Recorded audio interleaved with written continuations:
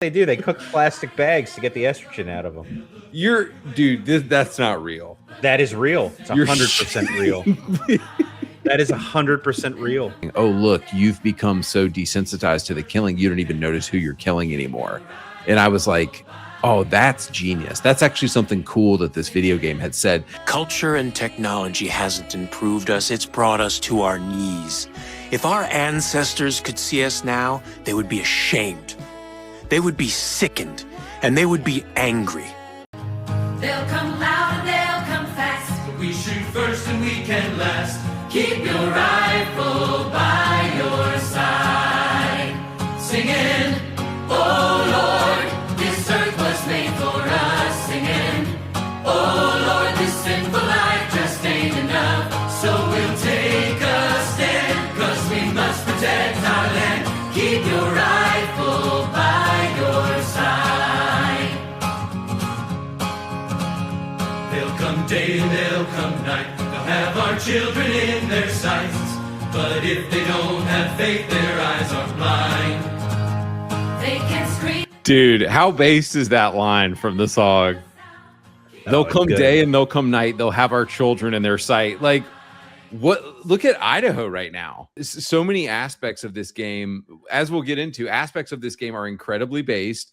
But I love that line from the song. They'll come day and they'll come night. They have our children in their sight, dude. Oh yeah, it's these LGBTQ weirdos, these pedos, dude. This is the reality we live in, and like, what a based song. It's true, but it's also supposed to be the cult song, isn't it? Well, right. And this was what I wanted to say. I want to play the game that this particular song represents, not the game that they made, because the game that they made, the cult is actually horrible, and they're just murderers, and the cult is terrible. But the way the cult is represented in this song, I think most people would agree with me, is based as hell. Yeah. You know, I mean, there are aspects of this game. There are moments where you're like, that was cool. Right. But sorry. Go ahead. But there's problems with it. Right. The biggest problem being that a lot of the stuff that's based is intended to be satire, and it just doesn't hit. It's kind of like the left runs into this problem a lot, where they try to make a satire of the right, and they just make the right look cool. Which is what happened in this game a lot, I think. Yes, yeah. I mean, you see that with like Homelander, you see that with Starship Troopers. So that's sort of like a common theme amongst the left, and part of that is because they don't do satire well because they live in a fantasy world. Right. So, you know, that's the issue there. Yeah. But dude, did you know there were so many black women in Montana? I you know, it's funny. I actually did a little research on this. I believe there's somewhere between 7,000 and 15,000 black people in the entire state of Montana, and they all live in this county. Dude, there's so many black people in this, like, on these two roads. It's crazy, actually. Oh yeah, it's completely nonsensical. But you know, my diversity, right? Yeah, like yeah. No, it's there's so many as we're gonna see, this game's a mixed bag, because aspects of it are maybe intentionally based, well, mostly accidentally based is what I would say this game is, but then aspects of it are intentionally mocking Christians and mocking conservatives. But let me just kind of do my intro here. So just to lay the groundwork for people who are like, what is Far Cry 5? What are y'all even talking about? This game was developed by Ubisoft Montreal and released in 2018 for Xbox One, PS4, and PC. I had personally previously skimmed through this game through the first couple hours several times. Nothing really hooked me about it. I thought the game, when I first played this game back in 2018, I just thought the game was way too easy. It was just kind of a generic open world game. It felt like they were mocking Christians in the game.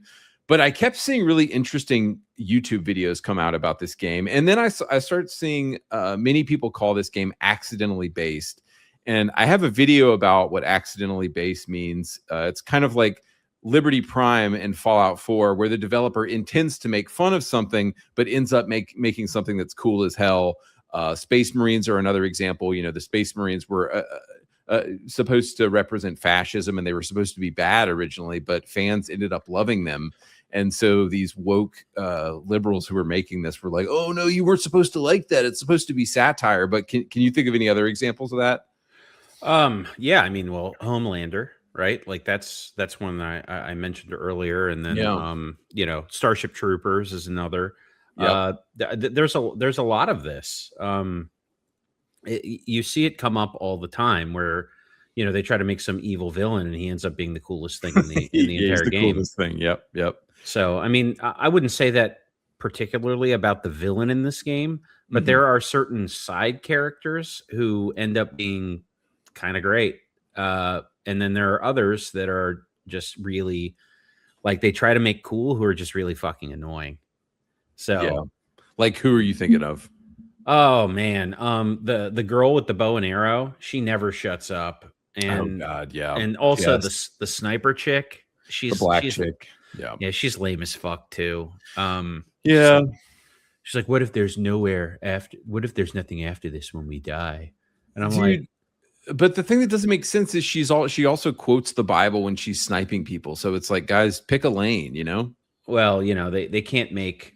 First of all, like that character is their wet dream for like the coolest character in the game, right? Like, I think if they had been allowed to make the protagonist they wanted, it would have been her. Oh, for sure. The reason they didn't is because they knew that wouldn't sell well, I think, or at least, you know, somebody in the room told them that wouldn't sell well. So they did, you know, which I believe is a departure from previous Far Cry titles where you know, you're sort of like, you're not an actual protagonist in this. You are a blank slate named Rook, the rookie, right? The rookie deputy. Yeah. And every Far Cry game involves some aspect of thinking you're the good guy and you're the bad guy, or thinking you're the bad guy and you're the good guy. And they do that at the end of this game, you know, with the nukes that drop. Right. But what I'm getting at is, I think this is, I don't know if 4 was like this, but 5, I know that 3 and prior, you were a named protagonist, like a real person that had a characterization. Yeah. And 3, you were Jason Brody. Yeah. And then I forget who you were. Were you the same guy in the first 2, or was it 2 different guys? I can't remember. No, totally different games. Okay. Yeah, you're saying you had a set personality, whereas sort of generic open world guy in this game. And this one, you could be a man or a woman. And the in fact, the Clutch Nixon missions, they give you they them pronouns when they're talking about you. Ugh. Did you not notice that? No. Yeah, they're going through the hoops. No, they're almost going to hit the trees there. So stupid. Those missions, well, I thought were. I mean, I thought they were totally out of place in this game, but we'll get into that. Yeah. So yeah, back in 2018, honestly, you know, Far Cry 2 is one of my favorite games of all time, and because this game was so easy and it just sort of seemed like a generic open world game, it didn't hook me. But then as I saw more videos about this game, and everybody on my channel was like, "Oh, this game's so based. You need to give it another shot." I thought, okay, let's check this game out. And I think, well, I'll get into that in a second. Let me explain kind of the basic premise of this game. So in Far Cry 5, a cult has taken over Hope County, Montana. You start the game, you're a federal agent with a warrant to arrest Joseph Seed. Intentional similarities here to Waco and Ruby Ridge. You know, Ruby Ridge, where the federal government went in and murdered an innocent man, by the way. So things go sideways and your chopper gets knocked out of the sky. You wake up with limited cell service and no backup, and your mission is to take down Joseph, John, Jacob, and Faith Seed and dismantle the cult. In typical Far Cry fashion, you're given planes, trains, automobiles, sorry, bad joke, machine guns, flaming bows and arrows, C4, grenade launchers, shovel launchers, and every possible weapon imaginable to take down this cult. So with sort of the base of this game established, Jason, was this game based? You know, as many people on my channel claimed, Far Cry 5 is so based. You should check it out. It was based in aesthetics only. It was not based in narrative or in characterization. Yeah. So If you ignored the story and just played this game however you wanted, and Right. the story didn't matter to you, you could come away thinking this game was kind of based, I guess. Right. But in actuality, the game is, it's sort of more of this diversity slop. Yeah. And the overall plot is very anti-Christian and anti-American. Yeah. At least in my opinion. Yeah. Because and we'll get into why, I think, when we get to the conclusion of the story, when we talk about that. But Yeah. I don't think that that's inescapable criticism. Yeah. And I just noticed, and this is Trice's gameplay, by the way. I just noticed you must have had the what is that called? The Blood Dawn sniper as well. I guess you got it from buying that game. Yeah, I did. I bought like the whole Far Cry pack because it was on sale. Nice. So now I own them all if we ever decide to play another. Yeah. No, but I like that. How you said that it's based in aesthetics, but it's not based in the story or in the game itself. And I saw somebody online today say the game is not based, but you, the player, can be based. So all of the baseness could rely on you and sort of the story that you're making up in your head. And here's my whole thing about this game. I think people who are calling this game based have not looked at it closely. They've probably skipped cutscenes. They probably aren't really paying attention to what's going on here. Because there's no way you can, and one of the most egregious examples of that for me, I want to play a clip from Jacob Seed because he was my favorite character in the game because it felt like he actually had a cool sort of like he had some kind of interesting motivation for what he was doing besides, oh, I'm a crazy cult person and I'm in a crazy cult. But Jacob Seed had kind of an interesting motivation for what he was doing. And I felt like I was actively fighting with the game because they made Jacob so cool, but they wanted you to hate him clearly. And then they had this girl boss. So, towards the final area of the game, you're fighting alongside the whitetail militia. And I was like, oh, cool, the militia. This is going to be dope. And of course, it's like a woke Native American guy and a woman in your militia. And what the game didn't realize is that they had made the villains so much cooler than the people that I was supposed to be liking. You know what I mean? Absolutely. Absolutely. The Homelander problem. Right. The Homelander problem. And so this game it's not based. And anywhere that it is based, I would say it's accidentally based. Yeah. I mean, I think the aesthetics are intentional and that's, but that's like a Trojan horse, right? So they wrap it up in like, you're in Southern Rock, you're listening to Southern Rock while driving a pickup truck, running over, cultists. Right. And that feels very based in the moment. Exactly. Right. But like the narrative itself is, in my opinion, incredibly anti-American, anti-Christian, and pretty, I wouldn't say it's woke necessarily, the narrative itself, but right. It's got what I would consider to be right-wing tones all the way through.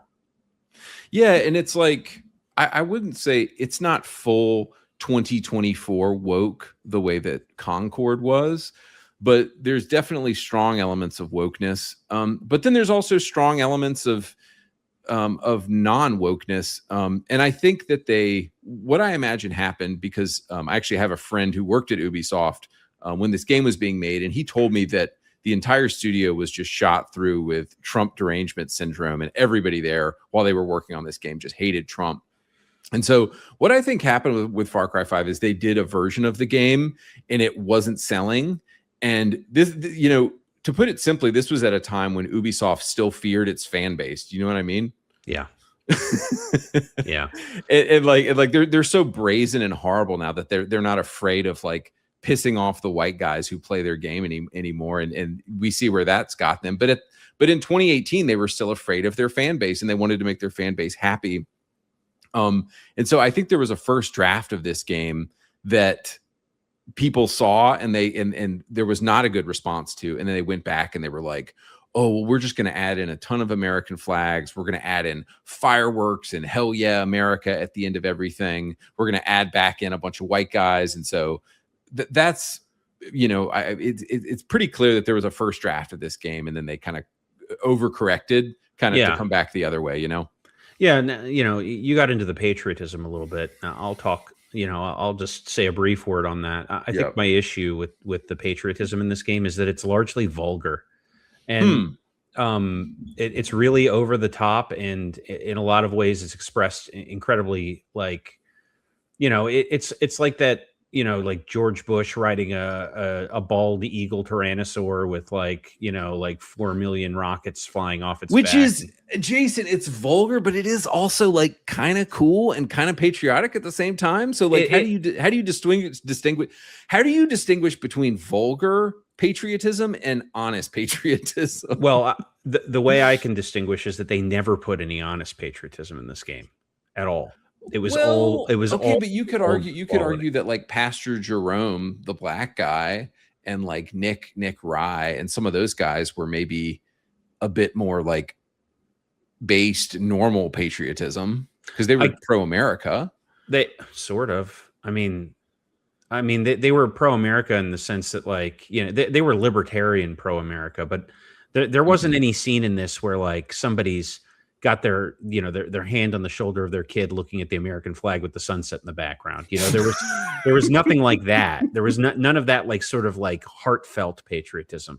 It was all very surface level, very vulgar patriotism. Right. That's a good point. And that's the way the left sees patriotism. They see it as vulgar. Right. So that's the only way they can put it in a game. They can't put genuine love of America in a game. They don't know how to do that because they don't feel that.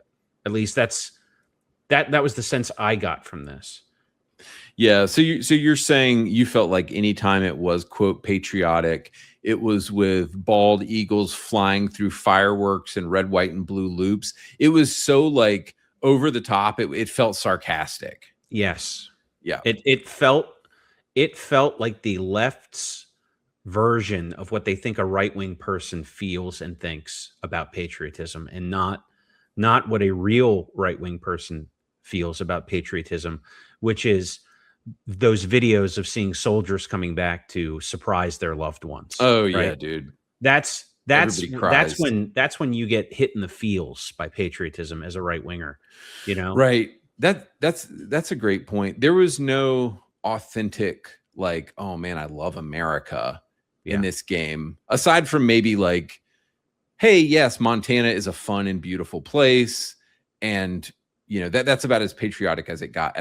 The environment, as you were saying earlier, was maybe made you feel patriotic feels, but there was no authentic kind of real patriotism. Yeah, I mean, this felt like a beautiful slice of America. I mean, yeah, it did. Like the countryside, the open world was well done. I mean, as well done as an Ubisoft game can be, because it's incredibly repetitive. And it is. Yeah, it is. We'll get to that, but the locations are beautiful. Everything looks really nice, and it feels like, America. I mean, there's some noticeable things missing, but large part, it does feel like a slice of Americana, but it's a vulgar slice of Americana. It's the way a European pictures Americans being patriotic. Yeah. I did want to, going back to the unintentionally based thing, when a company makes something to make fun of a group, but makes something unintentionally based, is that thing based? Yeah. I mean, if we perceive it as based, it's based, right? Like to the degree it can be conceived, like The Boys, for instance. The Boys is not based. That show is a disturbing Rainbow Coalition like fan fiction about a terrible America that doesn't exist. But Homelander is kind of based because, he's the most masculine character in the show, so he puts everyone else to shame, and he says some really fucked up but on point things. So Yeah. And his facial expressions make the greatest memes ever. So he's kind of based. Yeah, dude, I want to play like a real game where he's not the bad guy and he's just the good guy. Yeah. Homelander? Yeah. Yeah, I don't think he can be the good guy. I mean, he's a based bad guy, but yeah. I mean, you know, they used to make action heroes like that all the time. Yeah. You know? Yeah. So I kind of made a list here of on one side the things that are woke in this game and the things on the right that are based. And the things on the that are woke would be, you know, black girl bosses, cult as a stand-in for Christianity. It's pretty anti-Christian, pretty anti-white, and the cult is cruel and the cult is retarded and silly. And they and a lot of the things that the cult does tries to kind of represent Christianity. The things that I would say are based is it's pro-America. It makes fun of liberals. It shows actual Christians at points because there are real, genuine Christians who are fighting the cult. And another thing that surprised me, most of the main characters in this game are white guys or white people, which definitely Ubisoft would not do today. And I think Jacob is pretty based, and I think the music is incredible and it's very based. But do you remember a couple of the points where they there's a couple times in the game where they make fun of libs?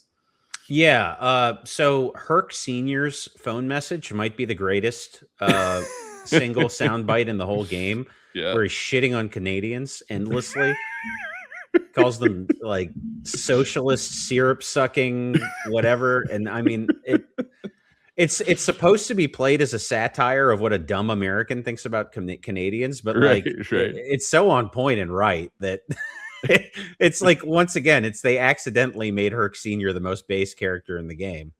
And he's also based when you deal with him later, like when he's telling you to take his idiot son and get him out of there. And his son is the one that's like a woke idiot. So you think, you think Herc is woke? Herc Jr. Yeah. He's talking about how he doesn't care. Like, you know, it's like, I don't care if you're a dude or a chick or whatever, you go by this or that. Oh yeah. Yeah. I'm here for you, dude. He's basically like a, he's a millennial. Yeah. Gay millennial man. Who's that actor from Eastbound and Down? One of the Danny McBride. Yeah, Danny McBride. He's a Danny McBride. There's two Danny McBride characters in this game that are almost exactly alike, and because one of them is crazy and retarded, and the other one is stupid and retarded at the same time. So, yeah, I mean that's basically the two white companions you get. You get that, and you get Nick Fry, or what's his name? Nick Rye, who is not based, in my opinion, and I'll tell you why when we get to him, unless you want me to divulge. Yeah, no, we'll get to the companions later on. So I just Googled as Danny McBride liberal, and he says, "Oh, I'm a centrist. I go right down the middle." So who even knows what that means? Yeah. But his characters tend to be over the top representations of right wingers.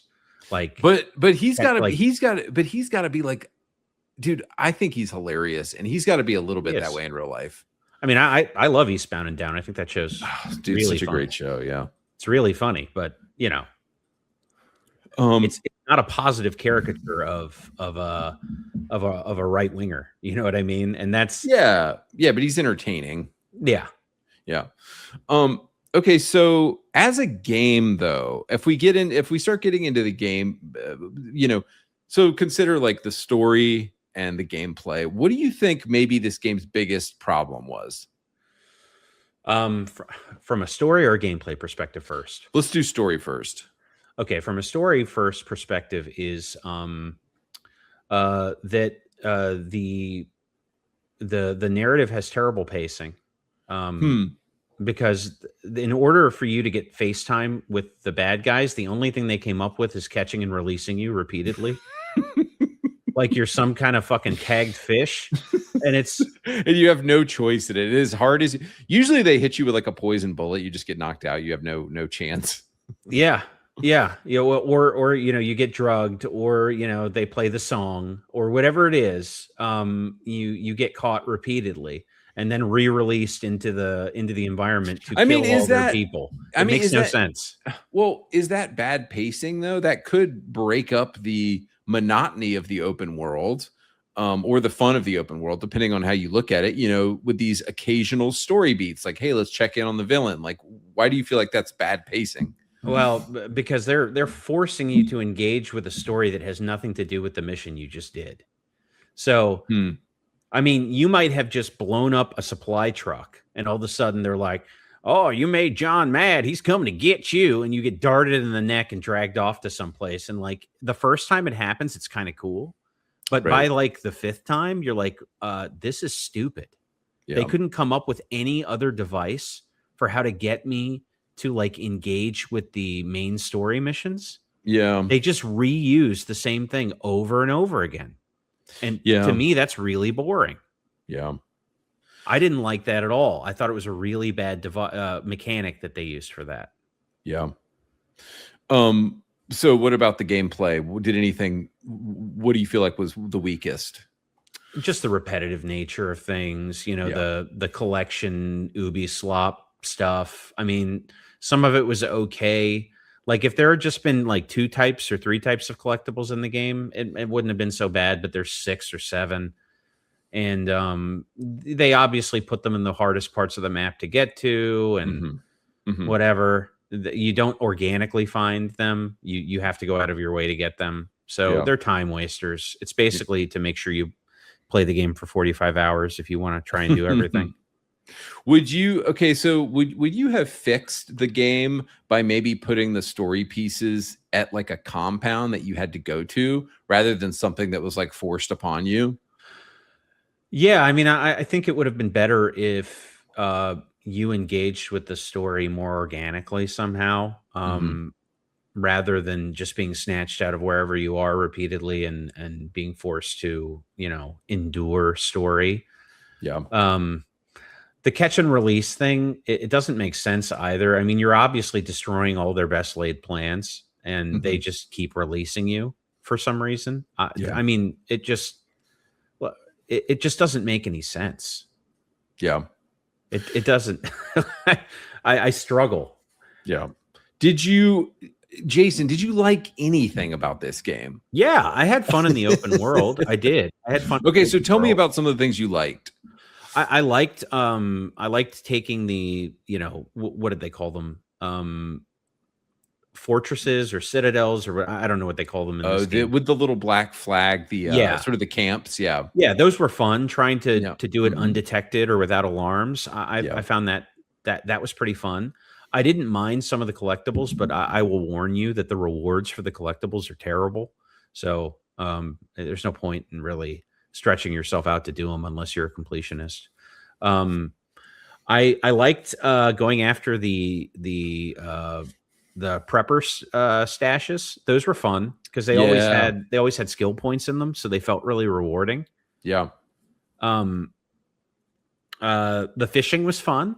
And you were only really forced to fish for like 1 or 2 missions. So maybe it was 3 missions where you were forced to fish, but they weren't overly intrusive. So yeah. And the fishing mechanic was fun enough. I did not go and catch all the hard fish. That was one collectible I decided not to engage with. But okay.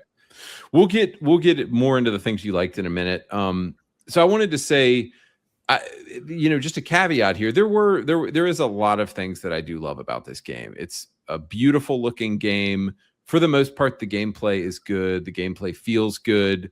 The music is amazing.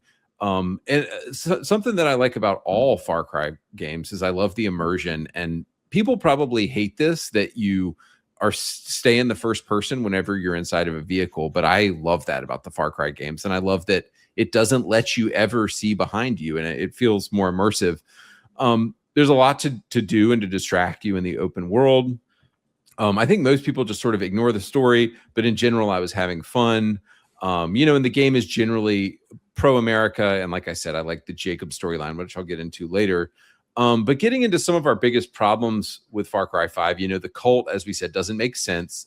The tone is not consistent, and the game gets called based, but I'm not sure that it is. So Getting into sort of the big problem with this game with the cult, I felt like the cult was not compelling or interesting, and they kind of quickly became a generic bad guy because they weren't well written. And I feel like it's such lazy writing in game, because how many games have we played where there was a bad cult and they're like addicted to drugs, and their sin is that they are addicted to drugs and they're a cult, and you just have to kill them because you're not sure why. And it's hard for me to, there's games where I truly hated the person that I was supposed to be killing, but it was hard for me to completely hate this cult. But they really tried to work hard to get you to hate them. And I think one of the biggest problems with the cult is that the cult in this game doesn't line up with any real world group in real life. And I understand that Ubisoft couldn't make a real group that lines up with anybody in real life because they need to make a lot of people happy, and they want to make money from kind of both sides of the aisle. So they can't make the right the bad guys or the left the bad guys, but they end up just sort of creating this fictional cult that doesn't really resonate with real life, and they don't seem real. And I can't really relate to them, or I didn't feel super angry at them during the game because I kept thinking like, well, they've killed these people and they're definitely bad people, but there's also some things I'm wondering, like, I'm a federal agent and I'm also coming onto their land and killing them. Like, do I have the right as the government to come onto these people's land and kill them when they're kind of minding their own business? But what did you think about the cult? And did you have some similar issues with the conception of the cult in this game? Yeah. For me, I think the biggest issue was I played this game for 45 hours, and there's tons of like little snippets of lore around. You can pick up these papers and read them, and I read them all. And they never tell you why John, Jacob, and Faith are following Joseph. Right. What's their relation to each other? How did they meet? How did they end up together? Are they actually siblings? That's not clear. Oh, I thought they confirmed that the three guys are siblings, but the girl is not. Was that clear? I don't recall that being clear, but if it is clear, then they're talking about their abusive parents and stuff like that, but they're not really clear on that either. They're not clear on the prophecy. Like in a game where you're dealing with a cult and there's a prophecy that they're trying to that they're trying to make come true, it helps to like have that prophecy revealed, and they don't really reveal that. It just kind of happens at the end. It's like a surprise ending. Right. And you're talking about the nuke. Yeah. Yeah. Yeah. The North Korean nuke, by the way. Maybe. No, they're talking the entire time. If you listen to the radio in the game, they keep talking about how North Korea has cut off communication with the rest of the world, and that they're arming up for something. They say that repeatedly. So maybe they intended something else, but that is a consistent thing that I heard on the radio and the trucks and stuff throughout the game. So yeah, North Korea somehow was able to develop an intercontinental ballistic missile when they can barely peter something off over Japan. Yeah, but hey, Joseph's prayer, Joseph got a vision from God that this was going to happen. And so, spoilers, everybody. I'm sure a lot of y'all, everybody, well, I won't talk about the twist at the end, but, so yeah, the cult has had quite a few issues. What do you think would be what would have been a compelling way to tell this story and create this world? Well, I think that the cult needs to be a little more fleshed out. One thing that annoyed me about the game is you would have these missions to go take out this like special cult member, and he would just be another one of the generic, like dudes, like the guys we're seeing on screen right now who are dead. Yeah, everybody's very generic. Yeah, it wouldn't be some general or some special character model. It was just some generic, like guy with his shirt off, and it's like he's supposed to be some like scientist. And I'm like, what is this? Did you guys run out of assets? Yeah, I think so. I think there's a lot of copy paste stuff. Well, one of the funniest things is, when you free prisoners out of the trucks, sometimes it's the exact same person sitting on both sides of the truck. So they get out and it's like you freed identical twins. Yeah, they were just brothers. Yeah. Yeah. It's ridiculous. But there's a lot of that because there's only like 5 or 6 versions of like fodder enemies, and then there's only like 5 or 6 versions of like NPC town people, which is kind of crazy because this game is the most densely populated portion of rural Montana you'll ever see in your life. Right. But yeah. I would have loved a, something kind of like Ready or Not, like a just hunting down and killing pedophiles or something.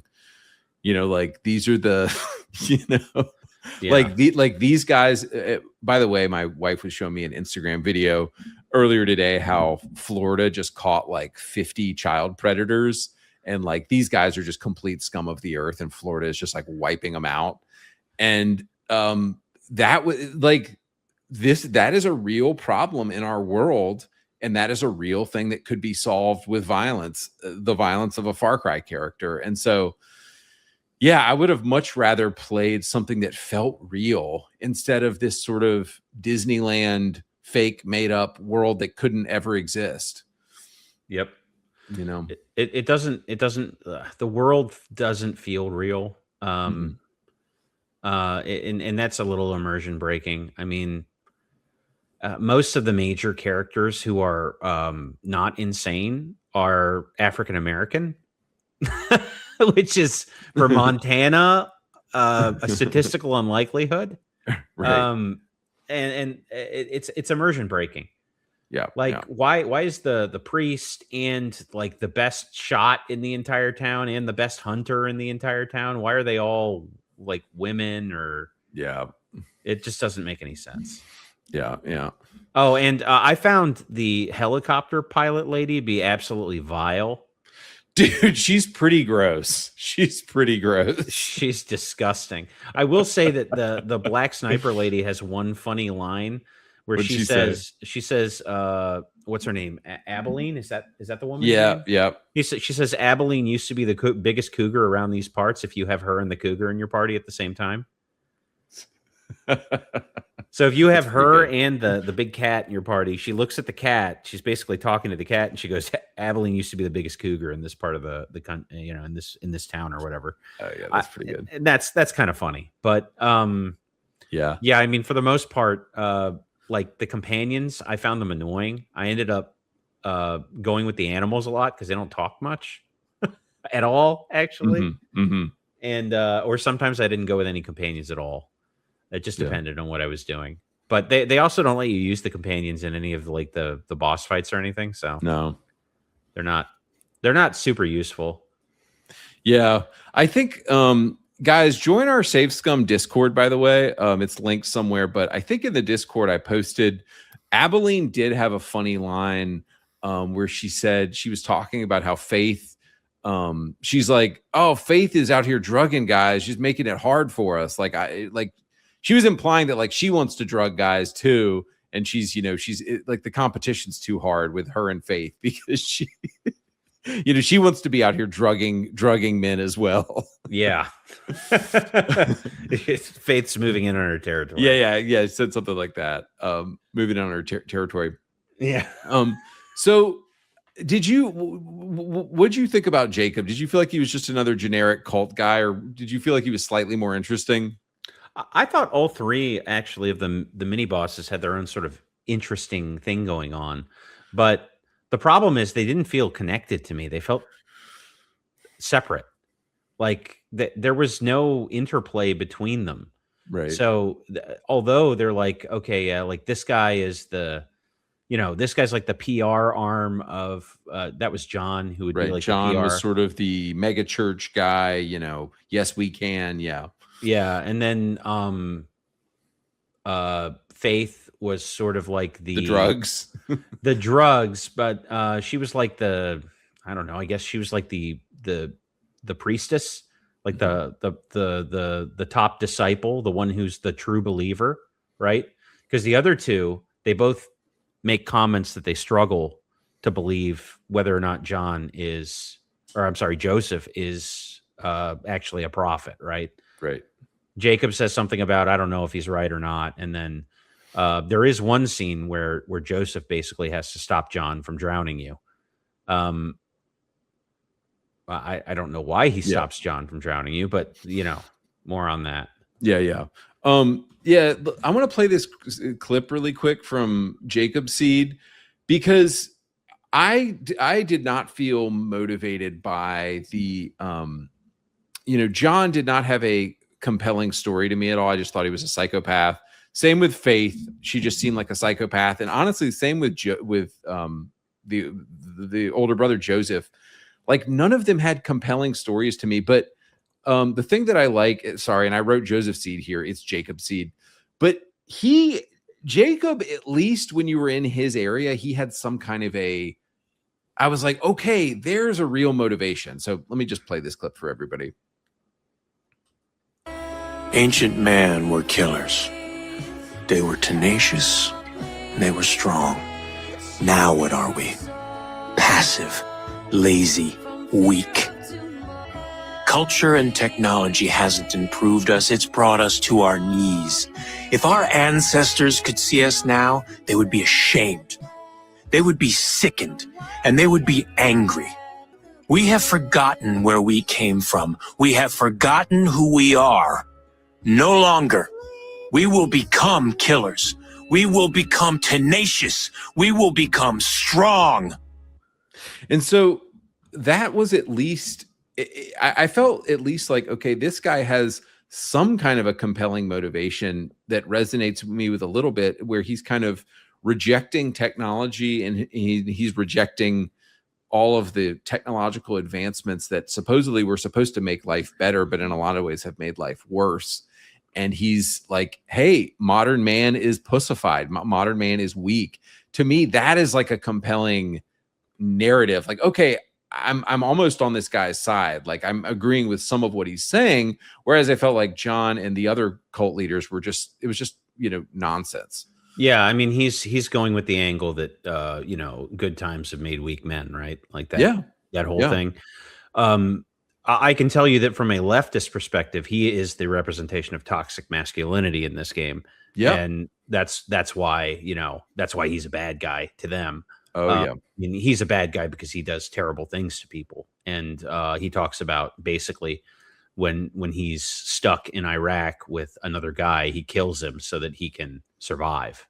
Yeah. Like his comrade, which is disgusting, although not nearly as disgusting as what Joseph did, which was to kill his own baby. Dude.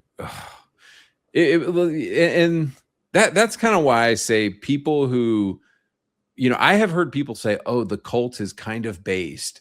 And I'm like, I don't think you were paying attention, because there's nothing based about the cult. They're disgusting, sick, mentally ill people. Like Joseph murders somebody at the beginning of the game, and he killed his infant daughter at some point. Like, this guy is complete scum of the earth, and I would never follow him in any way. It's just, they didn't really create a good bad guy or a believable bad guy in the form of the cult. No. I feel like they missed the mark. Yeah. Like their motivations, like he says, like he's not for weak men, and all that. But like a lot of the decisions he makes are purely out of survival. And,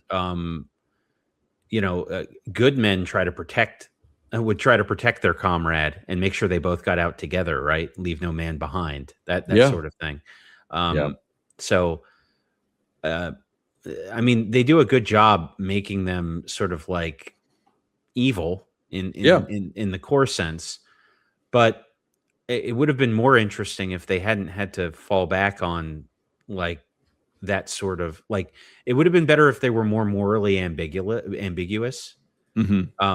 It makes for a better game if the cult, if the player is like, wait, maybe the cult is right the whole game. Yeah. That makes for a better game. Totally. instead of, you know, this, which is, you know, that you can't honestly believe that anything they're doing is right because what they're doing is so cartoonishly evil. Right, but you need cartoonishly evil because the player is going to be killing hundreds and hundreds of these people. That's true. Yeah, I mean, it would. So it's like a requirement and a function of the game, unfortunately. Yeah. But yeah. So moving on here, we were talking about the tone earlier, and that's another thing that this game really struggles with is, you've got a scene where I wrote here, 1 minute John Seed is skinning Nick Rye in front of you as you pull a gun from a Bible, a scene that could have been really badass. And the next minute you're doing loop-de-loops through 4th of July fireworks with your bare cheeseburger while Yankee Doodle Dandy plays on the radio. Yeah. The tone is just, it's kind of like, game, make up your mind. Do you want to be a completely goofy, corny, open world satire game, or do you want to be like a serious game that involves cults and killing and murders and kidnappings? Like, which do you want to be? Yeah, there's definitely some like the early stages of millennial writing in this game. When it comes to like some of the stuff that's way too far off what the tone should be. I mean, well, like the Clutch Nixon missions are, I mean, they're goofy as shit, and maybe because they take place in sort of like an alternate universe, because you're like getting sucked into like a like a memorial plate when you do them. Maybe those are a little bit more permissible, but like meeting a guy who's standing out in the middle of the wilderness and asking you to collect like cheeseburger bear bobbleheads. I mean, that doesn't make a whole lot of sense. Your whole world is falling around. All of the people in your town are getting murdered, and you're worried about your bobblehead dolls. It's right. It doesn't make sense. It's the same thing with the comic books and all the collectibles. That they're pretty ridiculous. The only one that's like halfway makes sense is the guy running the radio station wants you to pick up any records you find because he wants to have more music on in rotation. And I mean, that one's at least, I don't know. That's a comfort to everyone who's sort of struggling through this time, I guess, to have music that they like. But like the bobbleheads and the comic books and like the other stuff, it feels really out of place. Yeah. Yeah. It's just hard to, and somebody in the group here said that the game felt directionless. And this is something that I loved about Far Cry 2, even though Far Cry 2 is very nihilistic and very bleak, Far Cry 2 is consistent from top to bottom. And I really love it when a game is consistent in its world, because the immersion is never broken of what you're doing in this world. And in Far Cry 2, you're a terrible person because you're a mercenary and you're in Africa and you're essentially doing favors for two different huge factions in Africa. And over the course of the game, you'll do things for one faction and do things for another faction. And you're looking for this guy, the Jackal, over the course of the whole game. And at the end of Far Cry 2, you realize that it didn't matter. Like, it didn't matter that you picked this side and you didn't matter that you picked the other side, because both sides were kind of like destroying Africa regardless of what you did, and there's no good ending. And that's bleak and that's nihilistic, but it at least feels real.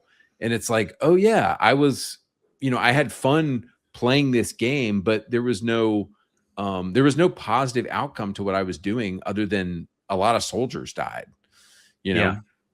I mean, this was my first Far Cry experience other than Far Cry Primal, which somebody gave me as a gift years ago, and I played, and I enjoyed it, even though it was a weird game. Yeah. I had fun with it. Do you remember if it had a similar ending where kind of like there is no good guy at the end? I struggled to remember the ending of that game, but that game you were establishing your own tribe. And if I remember correctly, the game had sort of a happy ending. Because I think you reestablish your tribe at the end. That's basically it. I mean, that's cool. I don't know somebody can correct me in the chat if I'm wrong, but I don't remember it being some sort of bleak nihilistic ending.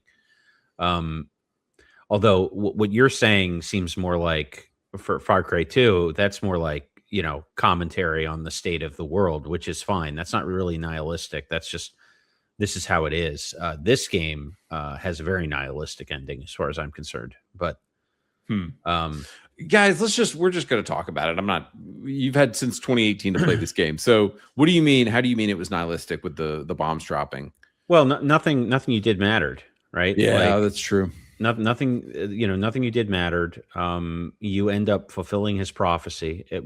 There are 3 endings to this game. So I watched all 3. Well, yeah. I played the one that you can play. The other 2 are not really playable, so I just watched them after I finished the game. So the first ending, which is the secret ending, is possible at the very beginning of the game when you're asked to arrest Joseph Seed. Right. If you just sit there for 5 minutes and you don't arrest him, you guys walk out and nothing happens. That's the end of the game. Yeah. And the credits roll. Yeah. Yep. And then the second option is at the end of the game, you're given the same option again. Are you going to just turn around and walk away with your deputies, or are you going to fight him and try and kill him? Well, if you choose to walk away with the other deputies, what happens is you're in the car with the other deputies, and the "Only You" song starts playing in the car, and your vision goes red, and you probably kill everyone in the car, although they don't show it. Right? Wait, dude, hang on. That I didn't. So that's if you walk away from the Joseph Seed fight. Yeah. Oh. So that's also a negative ending. So your vision goes red, and then all of your old companions die. Well, they don't show it, but the "Only You" song starts playing, and your vision goes red, and you start reaching for your gun. Yeah. So, yeah. Sorry, I've got a tickle. Yeah, dude, that I freaking loved, and this is just kind of another random thing that I loved. Are you back? Yeah. Sorry about that. And the final ending is you fight Seed in a very annoying battle where you have to down your own friends from throughout the game and then revive them, and they go on your side, and you eventually somehow all these guys are bullet sponges. I don't know that they don't really tell you how they have superpowers, but they do. And at the end, what happens is a nuke drops, and after you've defeated him, a nuke drops, and you drag him in the car with your deputies. Everyone else doesn't make it. And as you're driving, a tree falls on you, and you're knocked out. Right. And when you awake, you're handcuffed to the bed in Dutch's bunker. Dutch is dead on the floor, and Joseph is the one that's there with you. And he goes into telling you how it's you and him headed to the new world together, basically. And he's pissed. He's pissed at you because you took his family. Yeah, but now you're his family. So. But now you're his family. Yeah. Yeah. And it's. I think some people have said, "Oh, he was right about the nukes," and it's like, no, it doesn't justify anything he did. He was still a terrible person and a murderer. It doesn't justify, even if Joseph Seed was right about the nukes, it doesn't justify anything he did.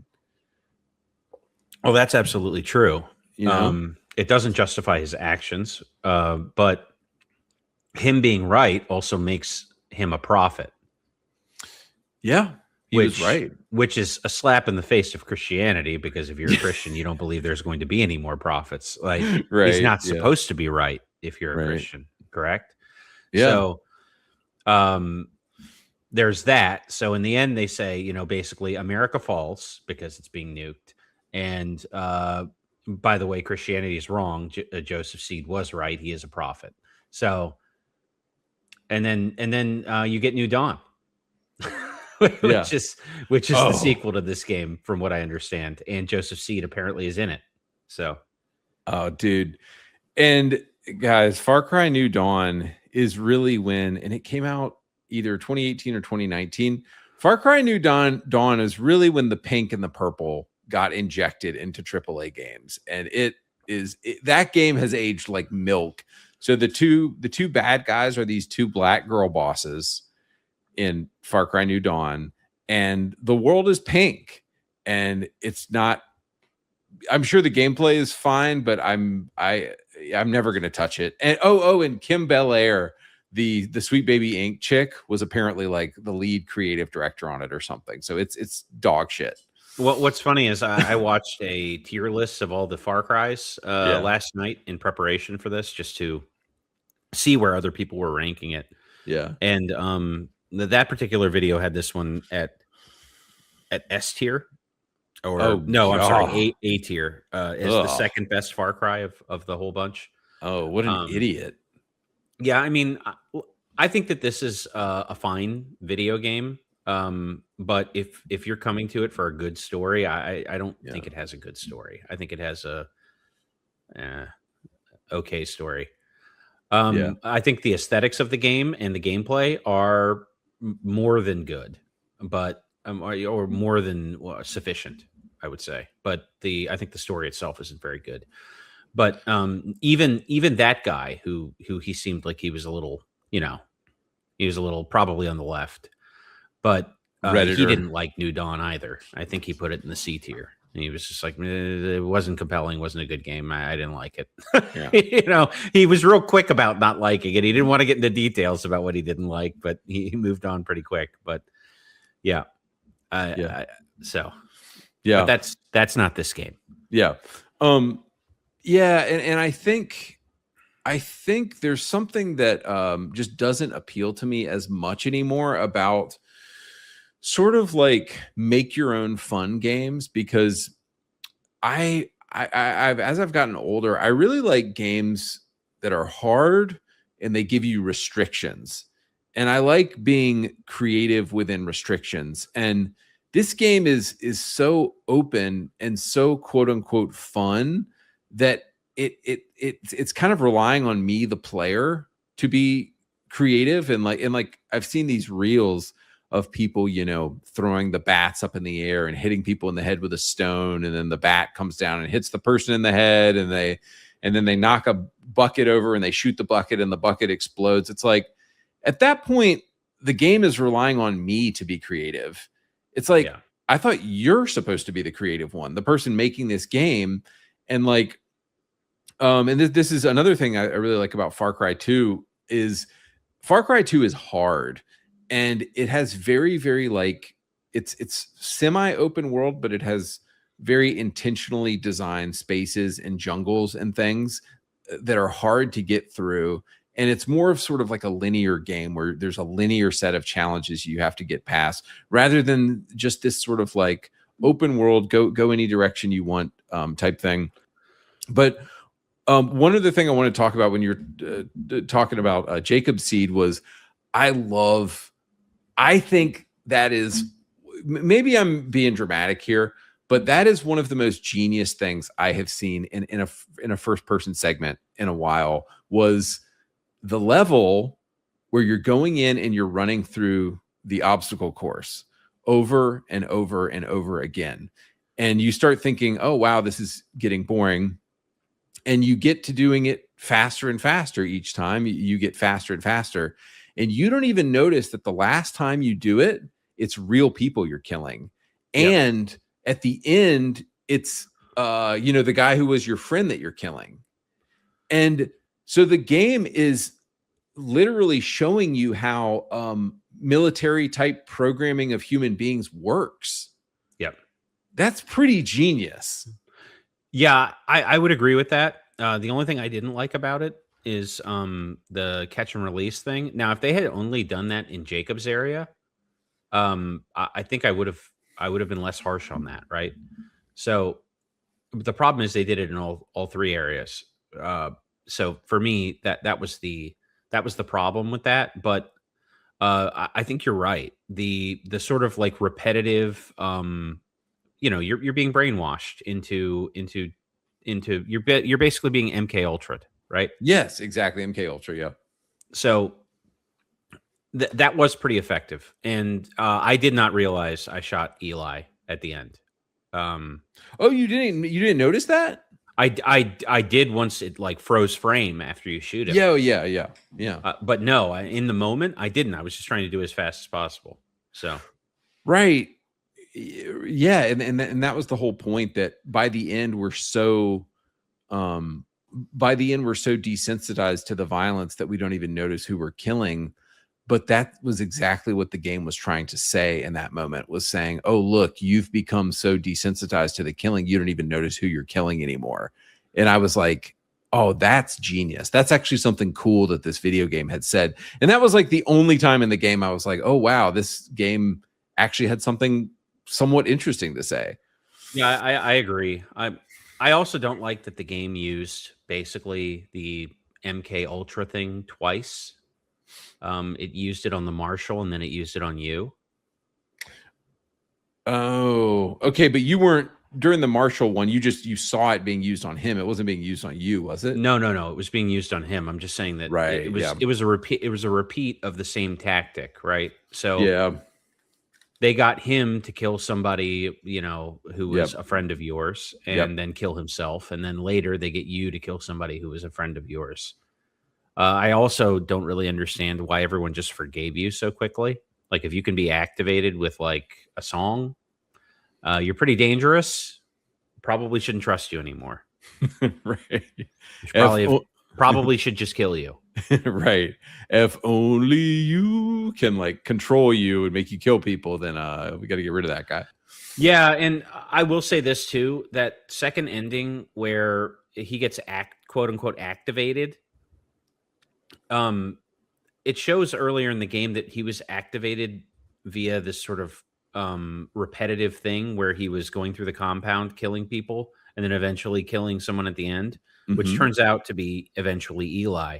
But when they start playing Only You in the car and you go for your gun, there was no repetitive testing or what was that, like training for that. So it seems like a plot hole to me that you would actually be activated by the song to do anything other than just collapse, which is what normally happens. Right. But the game heavily suggests that you go on to kill everyone in the car. So what is it? Does it let you with that ending, does it let you go back and fight Joseph Seed, or is the game over? No, it's over. I mean, it just fades to black once you start going for your gun. Okay. And then the credits roll, and that's the end of the game. That's cool. Yeah, I mean, I thought both endings were bad. So for me, I wasn't impressed with that. But I'm not a big fan of like nihilistic sort of. I spent 45 hours to do nothing. To do nothing, Yeah. Right? I want to do good. You want to do something good in a game. Well, I'm past this like subvert expectations thing that millennials are obsessed with. Yeah. I'm well past that. I don't want my expectations to be subverted. I want them to be met. Right. Can I just be like a good guy for once? Yeah, like I like a little twist here and there, but in the end, like I want to kill the Emperor in Star Wars, Like in the end, I want to kill Voldemort. Yeah. In the end, I want to rid the world of the Eye of Sauron, right? Yeah. I do not want to accidentally make the entire world filled with orcs. So after 40 hours of play. So for me, that's like, I'm tired of that trope. Yeah. Somebody just asked in the comment, was Far Cry 6 a huge pile of shit? Yes. Far Cry 6 is complete dog shit. It has trans characters in it. You're fighting for the communists against the quote fascists in that game. Like I said, there's trans people in it. You report to a bunch of women. Far Cry 6 is the most woke slop I've ever heard of. But no, Jason, you bring up a good point, and we're talking about, what were we talking about? Trails of Cold Steel. Oh, what, the JRPG? Yeah, the JRPG. I assume maybe that kind of game is sort of like more morally black and white. Yeah. Well, no, I mean, no, not really, because in that game, it's a war that's going on, and the factions all have their own reasons for being in a war, right? Yeah. So, there's both good and bad on both sides. So it is morally gray in a sense, but your character is trying to do good. Yeah, so, right. You're trying to do good. Yeah. It's not like, surprise, you're the bad guy. Yeah. So, I mean, the expectation is that war is bad, right? And you don't know how it's going to be resolved. And will it be resolved in a good way? Who knows? But they don't need to subvert your expectations in that game, because the point of that game is that your character, who is an actual character, is fleshed out and is trying to do a good thing, right? They're trying to save their country, expel invaders. Now, you may find out that your country had something to do with this in the end, and that's not a good thing, but or people within your country allowed it to happen. But that's something else. That's a twist, which I'm fine with. By expectations, I mean, like, what was my character trying to do here? My character wasn't anybody, which, by the way, doesn't make sense, because I'm some small town deputy. I should know everyone. Yeah. Well, I think they imply that you're from the federal government. No, you're not. You're a sheriff's deputy. Oh, that's crazy. Yeah, you're not a marshal. Right. If you were a marshal, it would make a whole lot more sense. You're right. You should know everybody. Everybody should be like, hey, what's your name? Yeah. Because everybody in the town knows everybody else. Yeah. They just call you Rook, which, yeah. I mean, if you grew up in that town, being a rookie deputy, that wouldn't all of a sudden make everyone else call you Rook. Yeah. So we had a lot of issues with the cult. And it's just hard I found it really hard to hate the cult and really hard to get like excited about killing these people. But moving on, I want to talk a bit more about the gameplay here. So like I said earlier, like all Far Cry games, it's in first person. The one thing I think this game did really well, I don't know if you had a similar experience, was when you're inside of a car and you're shooting a pistol from inside of the car. That felt really good. Yeah, I enjoyed that. That was fun. Like it kind of locks on automatically. So you just sort of aim in the general direction and it immediately just locks on to the other car and you can start shooting them. And it's like, that's great. That's how like GTA should do it. Yeah, you get to take people out like Tupac. Right. Great for drive-bys in Montana. Yeah. You just get to roll up next to Suge Knight's car and take him out. Suge Knight. What was his hit song? Suge Knight didn't have a hit song. He was the the owner and also I think he was also a producer at Death Row Records. Okay. He's the one that kept going to jail, and he's famous for hanging Vanilla Ice off the top of a building and a bunch of other stuff. Dude, he's an all-around prick. Yeah, dude, he's still not dead, man. He's still around. No, he also claims that he injected Eazy-E with HIV. He claimed that on a late night show, like sort of. He didn't say it outright, but he hinted at it. Dude, that is so random. Yeah. Hey, by the way, I injected Eazy-E with HIV. Yeah, that's he sort of like he hints at that. I forget. I can't remember if he was on like Conan or John Oliver or something. Not John Oliver. What was his name? It was the British guy Craig Ferguson. It might have been on Craig Ferguson that he said that. I can't remember, but yikes. Yeah, it was an uncomfortable moment. They cut the commercial. Wow. Somebody in the chat just said, as a Montana resident, we don't do drive-bys. Well, I mean, what would you drive by? Would you shoot a tree? Cows. Yeah. Dude, I love these retarded comments in the chat. Hey, play Berserker Kazan. Dude, fuck off. We're not playing Berserker Kazan. We're playing Far Cry 5 right now. It's like, oh, okay, dude, hang on. Let me just switch to that game you just asked me to play instead. I don't even know what Berserker Kazan is. I'll have to look into that. Retards in the chat. All right, so let's talk about some different aspects of the gameplay here. You have taking down camps. You have freeing people. A lot of people were man, I'm so bad with my words sometimes. A lot of people were tied up on the side of the road as like hostages. Did you notice that? Yeah. I mean, I accidentally got a lot of like what do they call them? Liberation points. Is that what they called them in the game? The points that charge up the XP bar that allows you to progress the story. Yeah. I think they're called liberation points. I accidentally got a lot of those just by like running dudes over on the side of the road because apparently they had somebody tied up. Were they black liberation points? Were they black liberation theology points?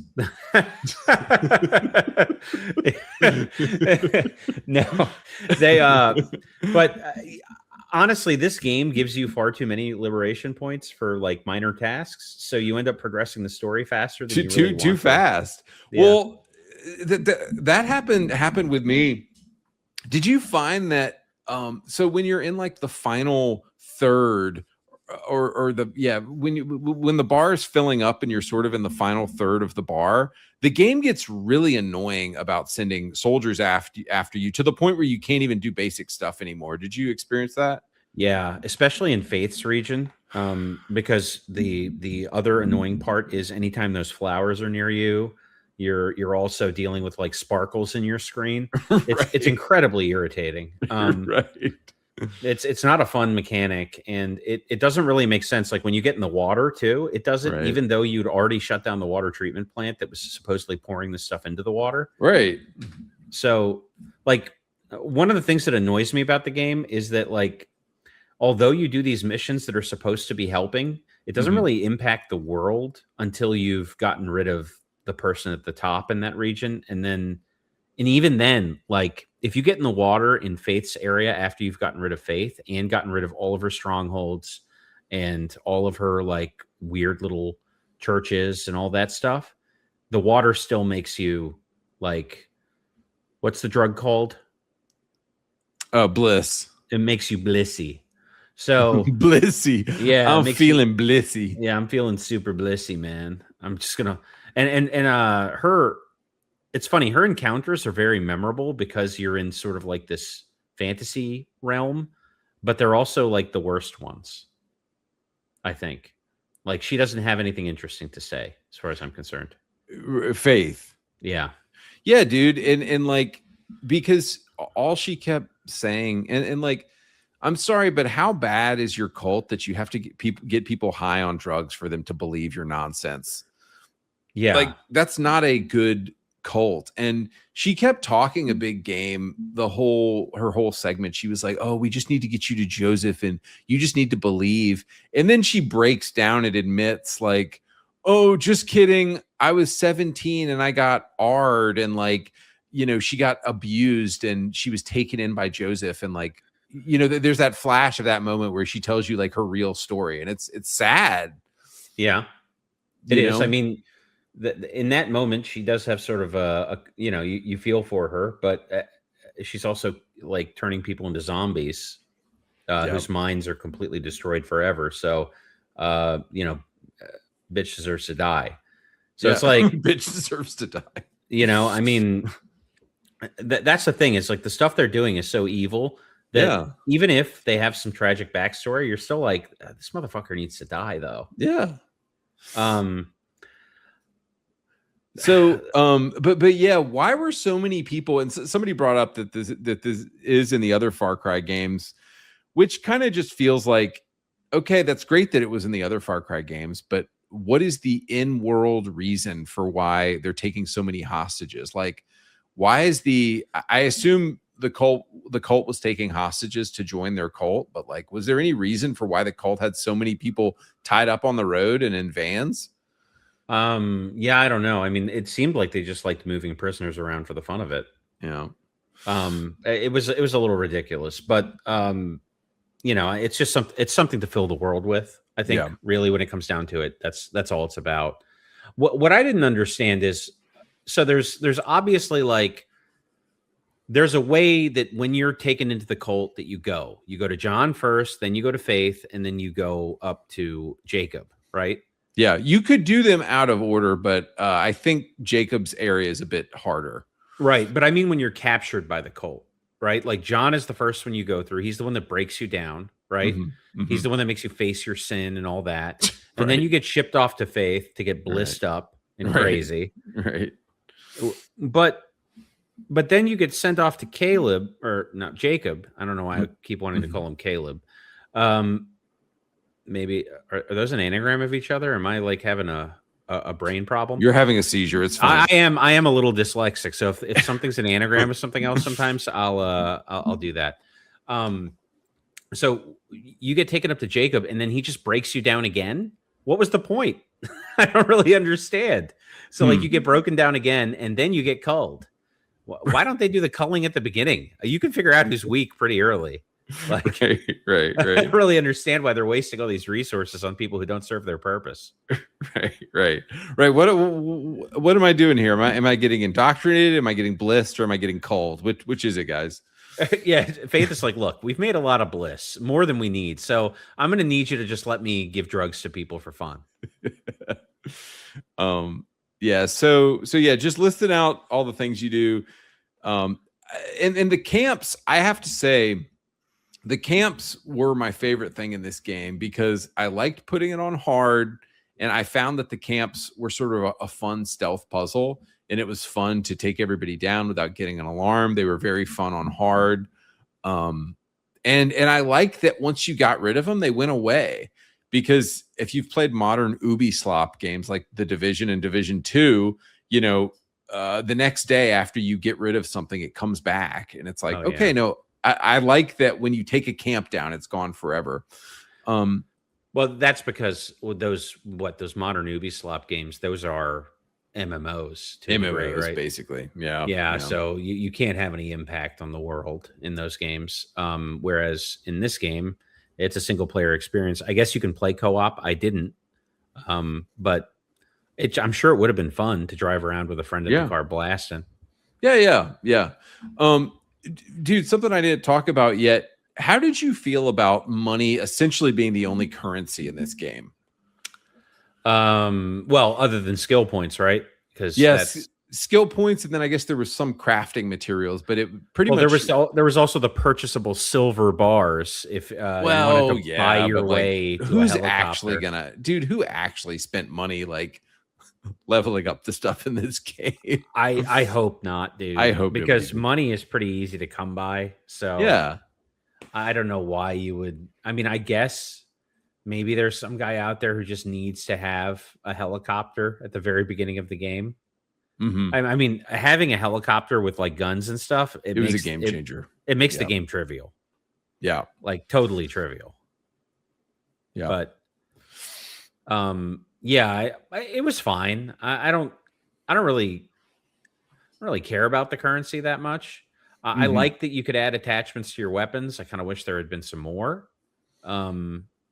Well, did it? I guess, but the only reason it matters, why the currency matters in a game, is did you feel motivated to explore the world, to get money? Did you actually have a desire to acquire currency? Oh, yeah. I mean, there was stuff I wanted, but the thing is, like about 2/3 of the way through the game, I had everything I needed to beat the game. Yeah. So, right. You know, like once you get like the lock-on rocket launcher and you get a helicopter, and you get like one good land vehicle and one good boat, you're pretty set. And you know, once you have all your attachments on your guns, you're set. So there's really nothing to buy beyond that. You can unlock some stuff that looks cool, but it doesn't really do anything functionally any different. Yeah. So there's a ton of activities. You got wingsuits, parachuting, leveling up your guys, and like it is a fun. This game is really good at distracting you. Like it felt like no matter where I was, it's always spawning a fight or animals or there's something. The game is really trying to distract you with things that are around you. Yeah. So we talked about the currency. Did you find the game too easy? Yeah. It gets pretty easy by the end. I don't think that there wasn't really much difficulty once you and you know, I mean, this is always a balance, right? Like you kind of want to feel like a unit before the end of the game. You know what I mean? Like you want to feel like there's a power fantasy in video games, and you want, like, I hate games where where did you ever play Where Winds Meet? No. It's kind of it's a Chinese like Souls-like game, but it's also an MMO. Anyway, that game, the every time you level up, the world levels up with you. So the same bear that was hard for you to kill at level 1 is still hard for you to kill at level 50. Which is depressing. I hate that. So I think that there should be sort of a power fantasy fulfillment in the game, and it's okay if things get a little easier. I kind of wish that in the later regions they had thrown more enemies at you to make it more, more difficult. But overall, I don't really think a game like this is supposed to be all that hard. Yeah. What ended up being the thing you were saying about the bear, though, I guess you don't level up in power in this game. You get a lot more abilities, and then you get stronger weapons. So maybe the bear would be easier because you had stronger companions and you had stronger weapons. Yeah, once you get the 50 cal sniper rifle and you can one-shot bears, they're trivial. Yeah. So what were some of your favorite weapons? The 50 cal sniper rifle, the MP5, the one that you get from the Ubi Club thing. That was I thought the best. Like, I thought the submachine guns outperformed the ARs in this game, even at distance, because they're so accurate. The Colt, the Colt, I think it's Colt 40. It was a 44 caliber Colt. Yeah, great gun. Doesn't have a silencer on it though. Oh no, that one. I'm sorry, not the Colt. What is it? The one that does have a silencer. Yeah, like a Desert Eagle. The 1911. 1911. Yes, thank you.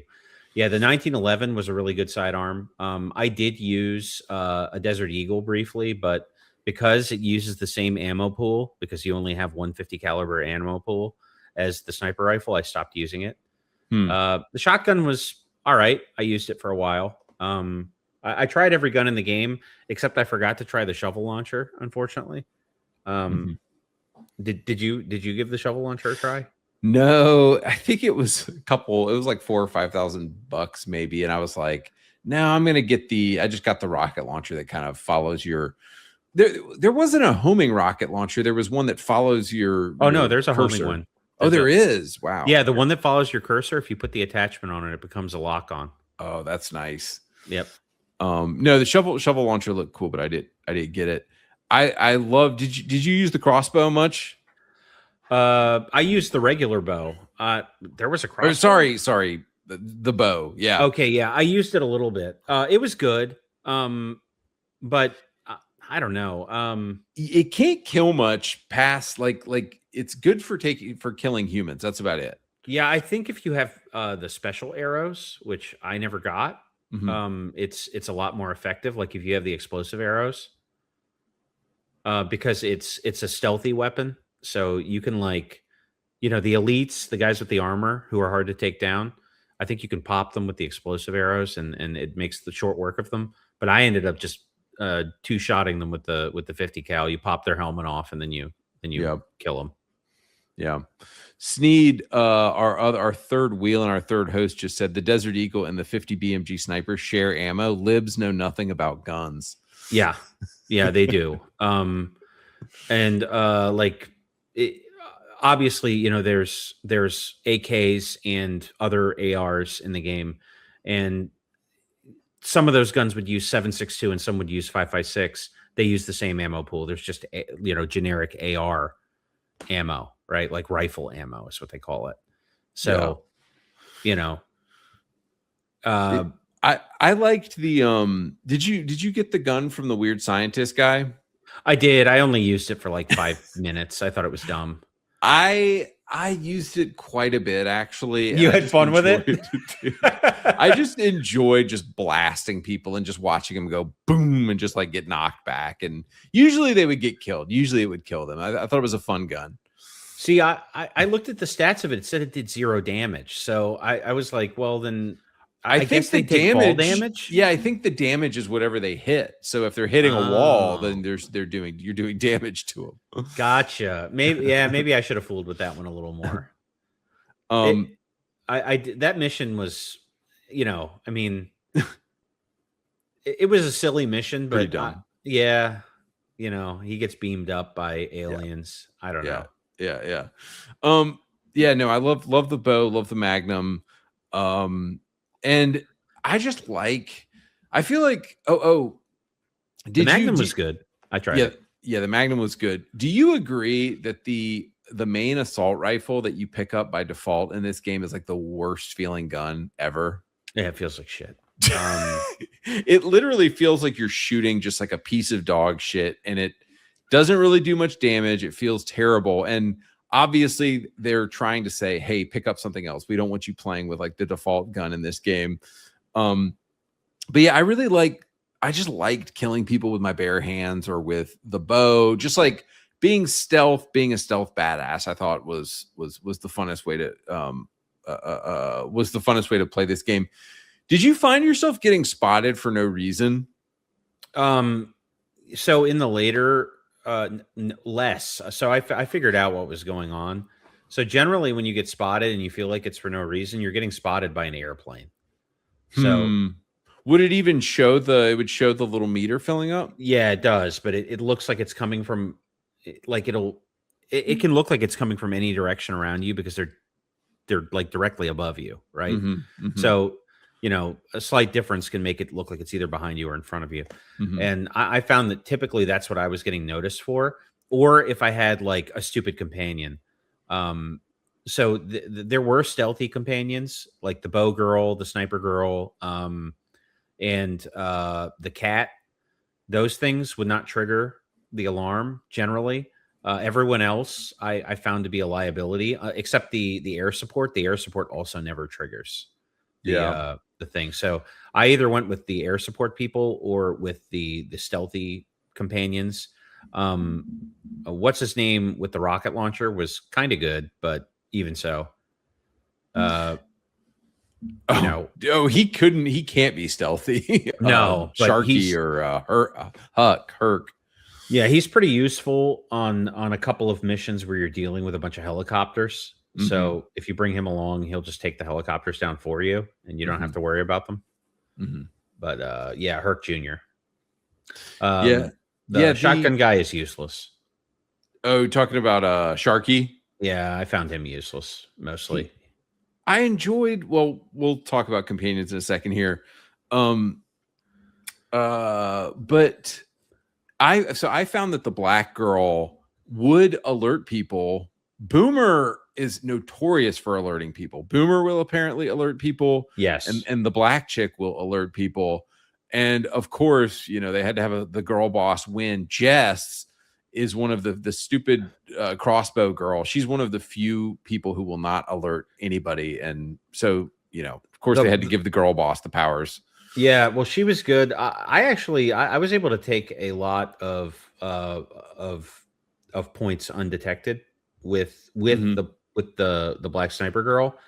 The trick is you have to stay crouching because she will crouch when you crouch. Oh. If you're not crouching, and crouching makes a huge difference for whether or not you get detected. Like you could be standing in the same spot, you'll get fully detected, but if you're crouching, the bar will only fill up halfway. Oh, because she go all the way.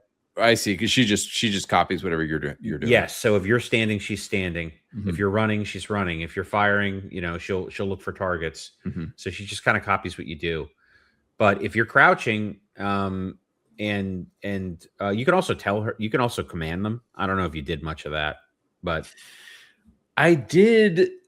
So yeah, pretty much the only way I would use it was like, hey, kill this person. Yeah. And there's not many comedic elements in this game, but those were some of the funniest moments where there would be like 5 cult members and I would be like way away. I'd be like quite a few meters away. And I would just send Cheeseburger and the Cougar in to just like wipe them all out. Oh, yeah, and the reactions the guys would have was hilarious. Oh no, it's a bear. Yeah. They'd be like, oh, it's a fucking bear. And yeah, just kidding. I liked the addition of the bear. I just wish his backstory hadn't been so woke chungus. Wait, what? What was the bear's backstory? they're like, oh, well, he has diabetes, so don't feed him this or that. It's just like there were so many dumb jokes in the game in certain parts. I didn't think that was funny. Yeah. I just felt like, it's like like it's a fucking zoo bear that I get to like make him cool. Don't make him like some chungus retard bear. Yeah. Make him feel like a badass. I want to feel like I'm in Growing Up Grizzly. You ever see that the guy who trains the bears for Hollywood, that documentary? You're saying they made him too much of a joke. Yeah. I mean, and you have the bobblehead dolls you have to collect for that guy, and I don't know. They called him Cheeseburger, and because he likes cheeseburgers, but he got the diabetes, and now he can only eat salmon. Yeah, no, you're right. That does feel very millennial humor. Yeah. I mean, there was a lot of that, though. I mean, if you're running around with like Herc Jr. and like he's packed with millennial humor. And and the old lady. Okay, I'm glad you brought that up though, because I do want to play some of the dialogue from these guys, because I thought they did say some funny stuff. So they did. We're gonna watch some stuff from Herc, and then we're gonna watch some stuff from Sharky. Y'all remember that Faith chick? Cute little thing. Did the creepy singing, always drugging people. I gotta admit, man, I kind of had the hearts for her. I did. I kind of had a thing for her. I mean, I know she had her flaws. Don't get me wrong. All that evil stuff she did, but you just cannot go around this world expecting perfection. I mean, you do that, you're just gonna end up with what? One of them store mannequins and little panties and a wig. I mean, sure, the sex is probably out of this world, but must get boring after a while, perfection and all. So are you real sure Faith is dead, man? Like 110%? Because I gotta tell you, man, that makes me sort of sad. I kind of had the hearts for her. Okay, dude, I thought that was great how he was still trying to get with Faith, even even though she's like a murderer and she's dead, he's just trying to like resurrect her body now. Yeah, I mean, his initial diatribe is kind of funny, or not diatribe, but his like rant where he's talking about how he tried to join the cult, and but then they told him there were a bunch of rules, like you can't have sex. Right. Oh, and then there's this bit here where he says, "Man, our cult is going to be amazing. I'm so excited." He's like talking about starting their own cult, of course. All right. Here's some Sharky dialogue that I thought was pretty funny. He was funny. I thought he was funny. Here, let me go. "Man, our cult is going to be amazing. I'm so excited." Tried to write my name on that bridge with spray paint once. I leaned over the edge, and I pissed myself. Yeah, it was too fucking high for me. I got scared and I peed myself. Did you see those tennis courts? Who the fuck plays tennis? I should have known those seeds were up to no good. Peggy used to come here and race cars. I guess she just don't mind racing. That's one cool thing about it. I do hate this place. You know what it's You're in front of a church and he's talking about hating it. like to be a kid and have to sit through 3 hours of mass? It is torture. Wish I was Catholic. Yeah, I know there's all the butt fucking, but it's worth it for a 45-minute service, right? Jeez. Yeah, see what I'm talking about? So anyway, it's like the dialogue is none of it is like Herc and Sharky. None of it is like, oh, this is the funniest thing I've ever heard. But they're fun. I would say that in general, they're fun to travel with. Sharky in particular was fun to travel with just because of like the random shit he would say, and depending on where you were, he would be talking about whatever location you were at, which I thought was a cool thing that they programmed in. Yeah. Abilene, I put her and Herc in my party together, hoping they would have some interplay. They didn't. Oh, that sucks. Yeah, I was expecting. Wait, no, mother and son. Well, yeah, because she's that's his mom, right? Yeah, and she talks about sex the whole time, so I figured like he'd be like, like, Mom, stop, I'm right here, or something like that, you know. But if there was none of that. Yeah, if you put Herc and Sharky together, they do have some funny dialogue. Okay. Well, if you put Abilene and the hunter girl, the girl with the bow, I can never remember her name. I don't know why, but I can't. The hunter girl starts shitting on her for being a skank, which is kind of funny. and for being with like a a younger guy. Okay, she's like he's young enough to be your son. That's disgusting.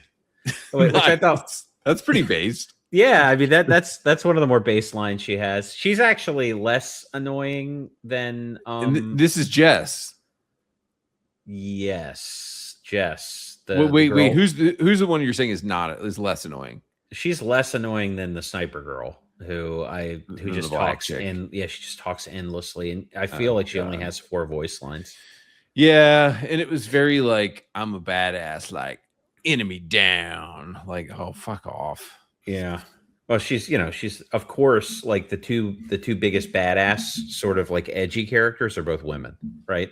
Like the ones who are supposed to be like really good at what they do and they're not crazy and they're not silly are both women. And then all the other characters who you can take along with you are kind of retarded and kind of weird and kind of stupid or a big old slut. Yeah, and that's basically what the companions are. You're better off like running around with Cheeseburger and the cat, to be honest. Yeah, I mean, I did like that the characters that they tried to make funny were white guys, so that was not woke. And then three of the companions are white guys, which to me that's not a very woke thing to do. So it was, but they made them all retarded. they did. Yeah, they did. I mean, they're all retarded. They're comic relief. None of them are based, I guess. There's no cool, like, I wish they had made Herc Sr. one of the people who ran around with you. I would have loved to have been going around with Herc Sr. Dude, he couldn't, that guy, he'd need a wheelchair to get around. He'd need a motorized cart to get around. Does he really? I don't know. He's sitting in a rocking chair with a fucking AR when you see him. Yeah, he is. Which I talking about the liberals and the Jews. Yeah. They could have sent you out with Dutch. I mean, Dutch was cool. Yeah, Dutch was pretty cool. Did you pick up on the notes in Dutch's house? Yeah, about how his kid told him he can't see his grandkid anymore because he was taking him to do prepper stuff. Yeah, taking him shooting. Yeah, and the government tried to stop him from like collecting his own rainwater or something. Yeah, well, if only that weren't true. Seriously, it is. So, dude, which is see, okay, and to bring this back to your point, we know that now Montana is not woke and Idaho is not woke, but Oregon is very woke because of Portland and a lot of the people that live in Oregon. And I've heard that Montana's getting a little more woke in certain areas because a lot of wealthy people are moving there and trying to like pick up the hick lib lifestyle because of a few TV shows that have happened. Yeah, recently. Yellowstone and stuff. Yeah.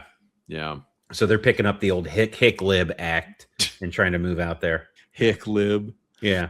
We're like, well, I might like God and country, but if you don't, that's okay with me. Yeah. So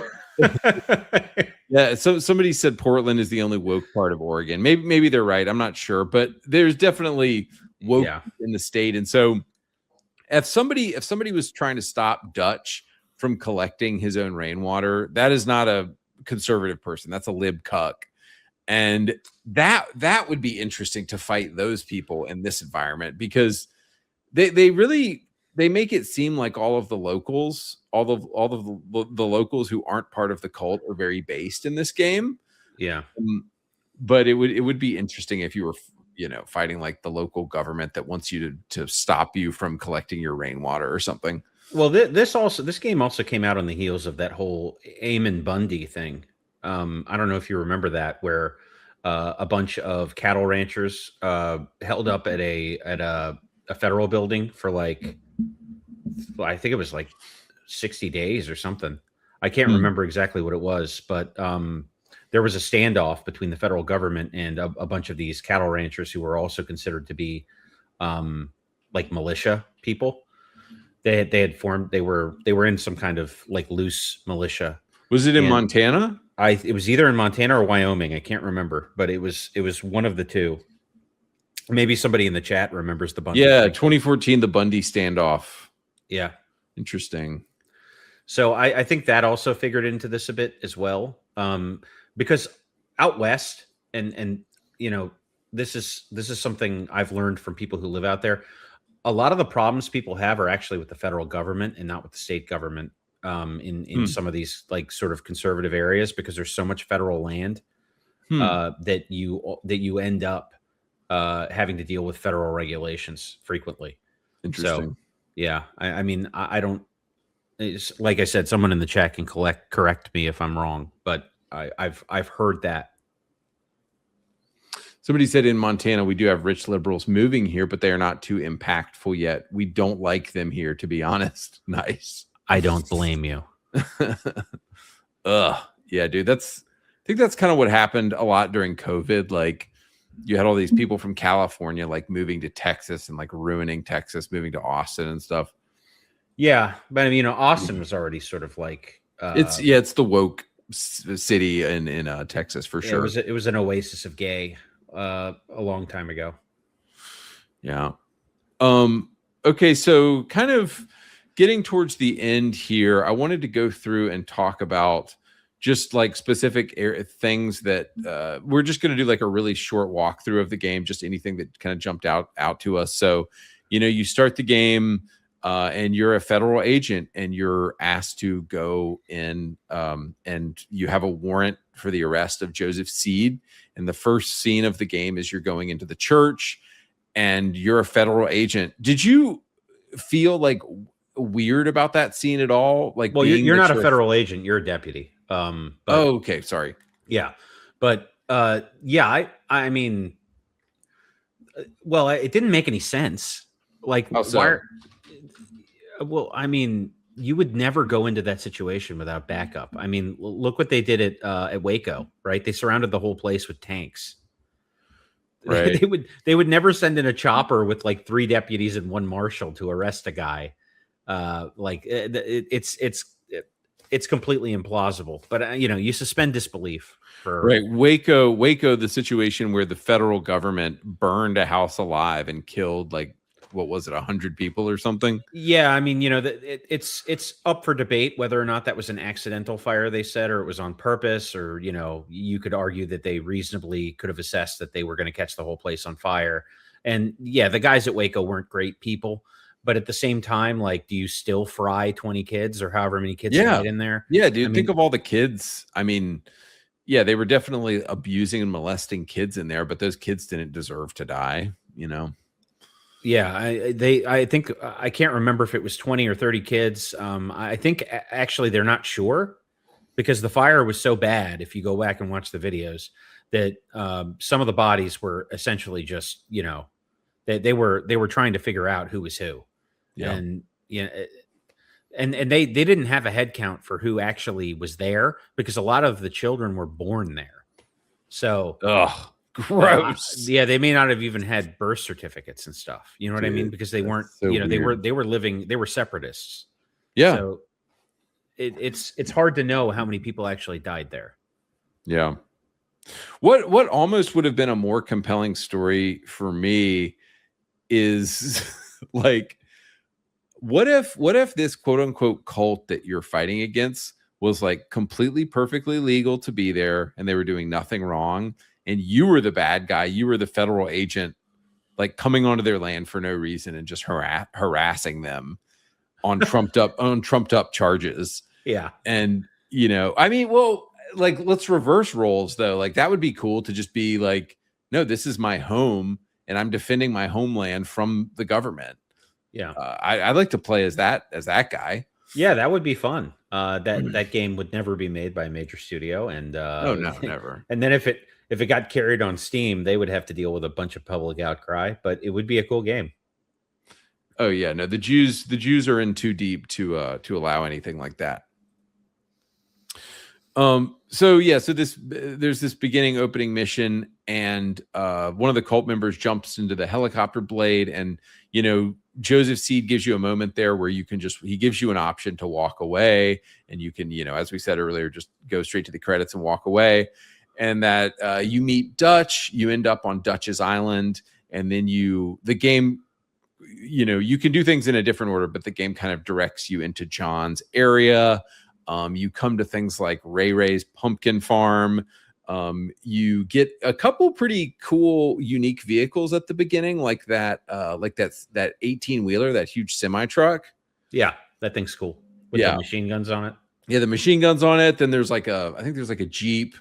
Even though we know, of course, like only homosexuals drive Jeeps now, but dude, I don't know why gay people have like taken over the Jeep Wrangler brand. That's just like something gay people drive. They need a place to keep all their rubber ducks, right? But yeah. So it did anything else? So yeah, when you come into John's area, you come into that town, and there's Pastor Jerome, the black guy, and something I did appreciate about the game is one of the first times you get captured by John, Pastor Jerome is this black guy, and he breaks you out of that van, and he's quoting scripture from the Old Testament as he's like firing his gun at the cult. And at first I was like, okay, that's pretty based. Like there's like a based Christian preacher guy who's the good guy. And I was like, okay, that's cool that they're not saying that Christianity is wrong because they're showing like a good Christian.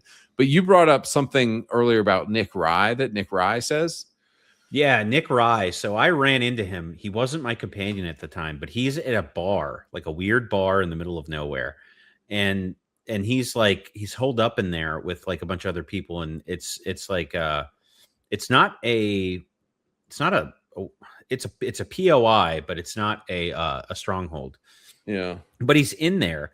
And if you talk to him, he's something about, well, I don't care if a baby's raised by two moms or two dads or whatever. So stupid. Yeah. Nick Rye and his wife, if you ever watch the show Shameless, they remind me of Kevin and V, which are the neighbors. And they're like, like he's supposed to be like masculine, but he also is like, he's a retarded cuck whose wife thinks for him. And he always gets into like trouble because he's dumb. And what are their names? V and Kevin. V and Kev. Okay. Yeah. Yeah. Talking about these people. So they're cucks. Yeah. And obviously Nick is they sort of lay out that he's kind of stupid. Yeah. And a lot of what happens in Shameless is Kevin will have some idea that's like a traditionally based masculine idea, and then V will correct him throughout the episode. Yeah, dude. To make him more woke. And that's sort of like what happens in the show. And that is kind of how it felt. Like those two characters in the game, like Nick and his wife, I forget her name, but that's how they felt. And yeah, she kind of has like a side cut, and she's like, oh yeah, you can pass your business to your daughter, all this, even though he was like hell bent on wanting to pass it to his son or something. Yeah, I don't know. I mean, yeah, he's having a daughter, which is, if you want to teach your daughter to fly a plane and you want her to take over your business, that's great. But, by the same token, why are you forcing that? He's not retiring anytime soon. You're about to have an infant. You can work through that over time. Yeah. Let him come to that, that realization.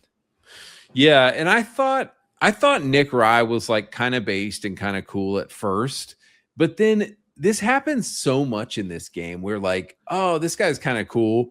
And then you're hanging out with him and he'll just be like, man, I think a kid should be able to have two dads and a kid should be able to have two moms. It's like, fuck off, dude. Who fucking asked you, dude? Yeah, I don't remember. Fuck up. I don't remember broaching that conversation. This sounds like a fetish you have, Nick.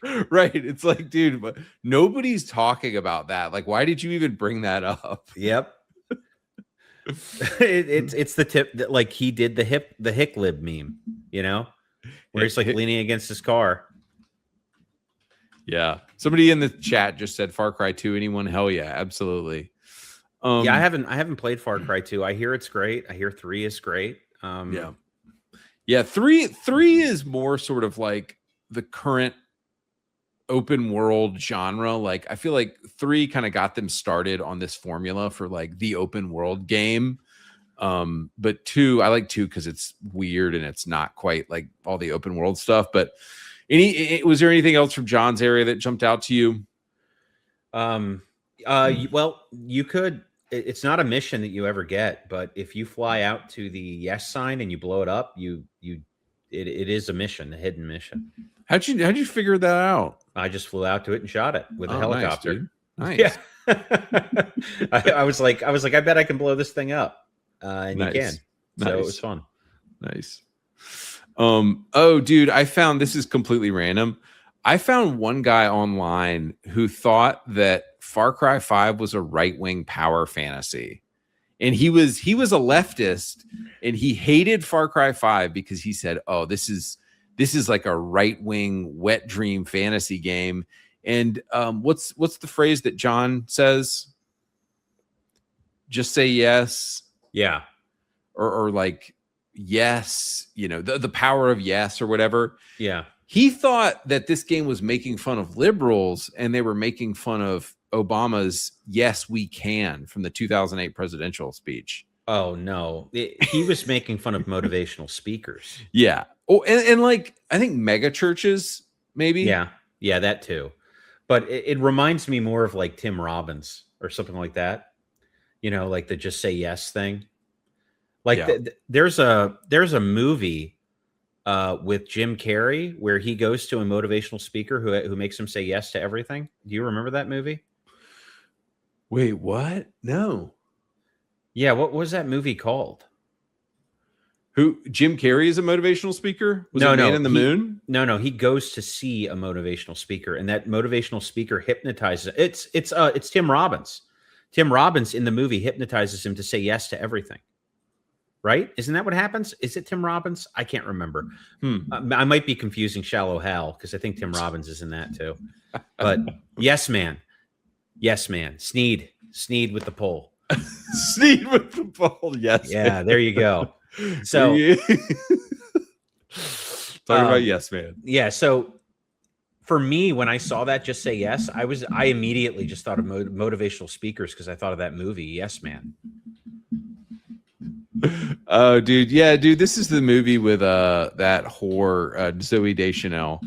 Yeah. So he can't say no to anything in that. And that's what I thought of. I didn't think of mega churches. I didn't think of Obama, which I think you have to have like a completely fractured like brainstem to be able to think about Obama with the just say yes.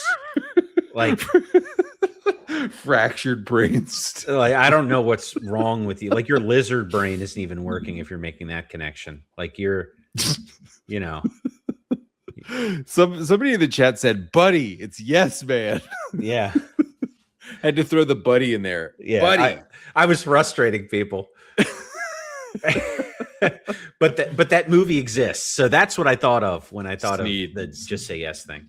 Sneed always coming through. Yeah, Sneed's got your back. Okay, so moving on to Faith's area, you get kind of more on the riverboat. When you first come into the area, they want you to take down the statue of Joseph Seed, which you thought it reminded you of that Brazilian statue of Christ. Yes, for me, it reminded me of Christ the Redeemer. I'm going to say it reminded me way more of Touchdown Jesus. Are you familiar with Touchdown Jesus? No, I've never seen that. Okay. And the weird thing about this statue, it's called Touchdown Jesus. It's supposed to be Christ, and it got struck by lightning, and they just never put it back up. Interesting. But yeah, it reminded me. They call it Touchdown Jesus. That's funny because the one at the Notre Dame Stadium is also called Touchdown Jesus. Yeah, yeah. No, it got yeah, they never put it back up again. But no, well, if you look at Christ the Redeemer, the way it's positioned reminded me a lot of the Sneed statue because it's up on top of a hill. It overlooks everything, and a lot of people make pilgrimages to it. So for me, it reminded me of the one in I think it's is it in Rio? Is that where Christ the Redeemer is? That sounds right. So okay, so moving on, so moving on to Faith's area, you come across that big, huge statue. Actually, it's in the screen right now that we're seeing, which it was cool. It's cool to like go up the different levels and like blow that thing up. And then you're in Faith's region. There's a lot of that's not how I took it down. I took it down with a helicopter. Oh, okay. That's from the outside. I just blasted it. That's probably a good idea. Yeah. Oh, dude, and I just found out when I was watching clips of this game that you can, you know, the rocks that you use to make noise, you can just hit people in the face with them and stun them. I don't know why I never thought to do that. Oh, I didn't know you could do that either. Yeah. There's so many. You watch these like YouTubers who have 2,000 hours in Far Cry 5. You start to learn this kind of stuff.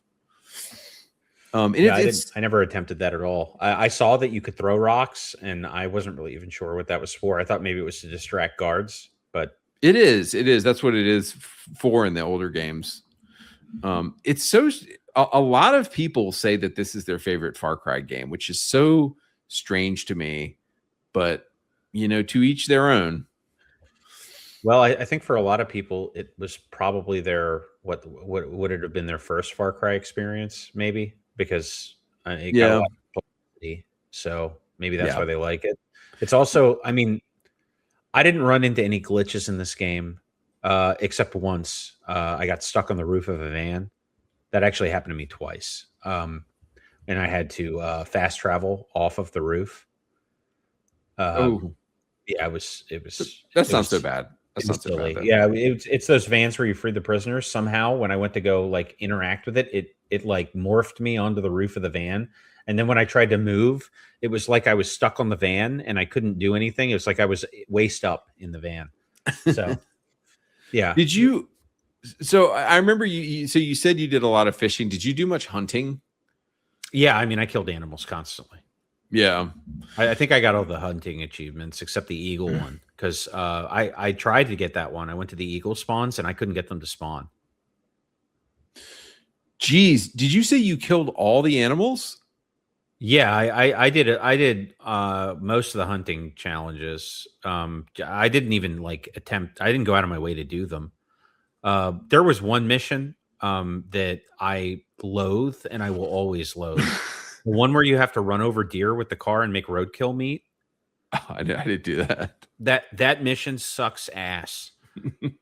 I kept hitting deer with my car and they would just get up and run away. And I'm like, what the fuck? I've seen deer die from like smelling a car.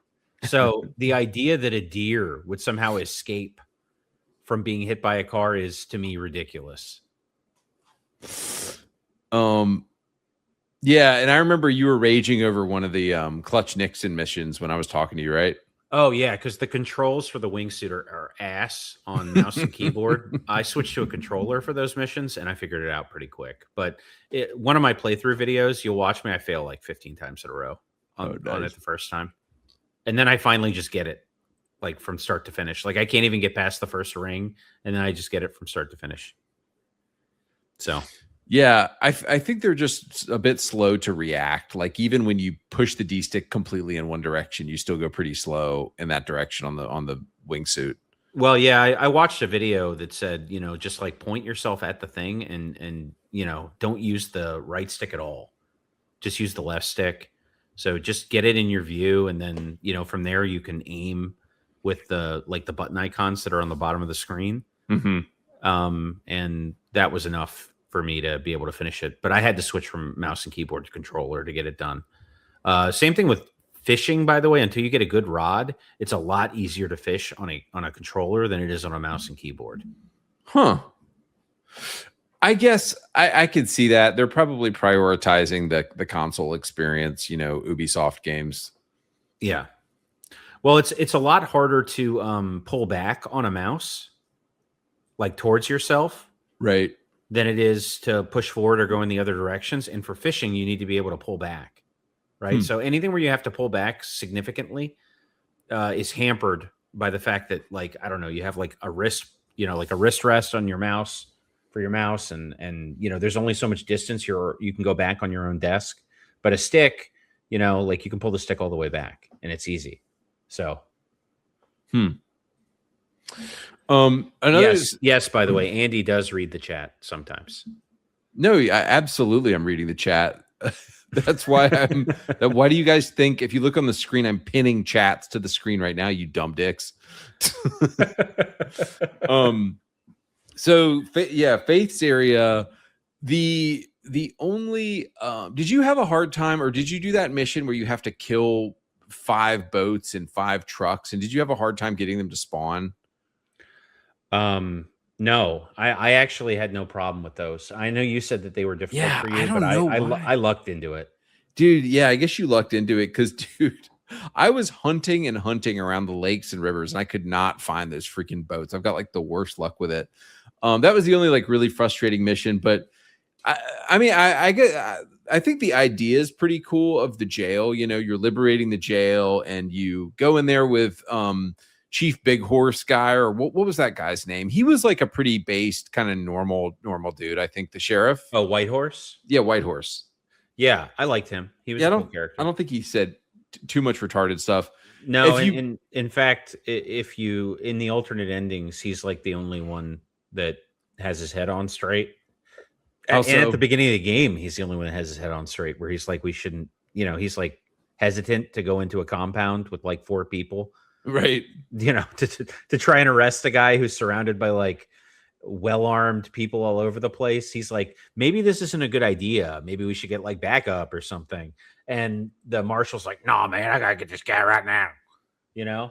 Yeah. Somebody said White House is awesome in the chat. Yeah. So yeah, you take over that jail, and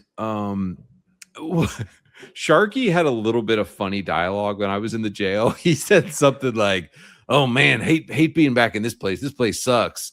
Spent a couple nights here." Oh yeah. There's so much like incidental dialogue from that guy that I liked. Yeah, he was the funniest, but you know, he's also kind of insane. I forget his initial rant when you meet him, but right, he's completely off his rocker. Right. None of them are like hilarious, but it's like funny, diegetic sort of dialogue to happen in the back of the game. That makes the game, I think, a bit more interesting to go around with them. Yeah, I would agree.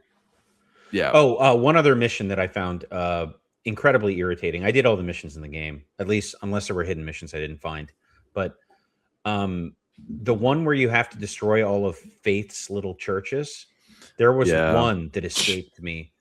And I ended up actually having to look up like a map of where they all were, and then process of elimination, figure out which one I missed, because it was impossible to find. It was like tucked way back in a mountain where you would never drive up or go up for any reason. So that's annoying. Yeah. I mean, there's a lot of stuff like that, like collecting the lighters, just a lot of like, you know, N64 game era collectible stuff. Yeah. Yeah, so dude, it's so funny. I was playing Banjo-Kazooie the other day with my daughter. Great game. And yeah, it's a great game, but like I forgot that there was an era where like collectibles were the main missions in games. Yeah. Oh yeah, yeah, those first like 3D like Super Mario World, or not Super Mario World, but like what, Mario 64 games like that era of games, they were all like that. They were just collection fests. Yeah. You're collecting stars, or you're collecting, what was it in Banjo-Kazooie? You were collecting like, yeah, it was stars or something. Didn't you have to spell out rare, or was that Donkey Kong Country? That was Donkey Kong Country, but there was like 5 or 6 different kinds of collectibles you had to get. Like Banjo-Kazooie is great, but it's truly a collectible game.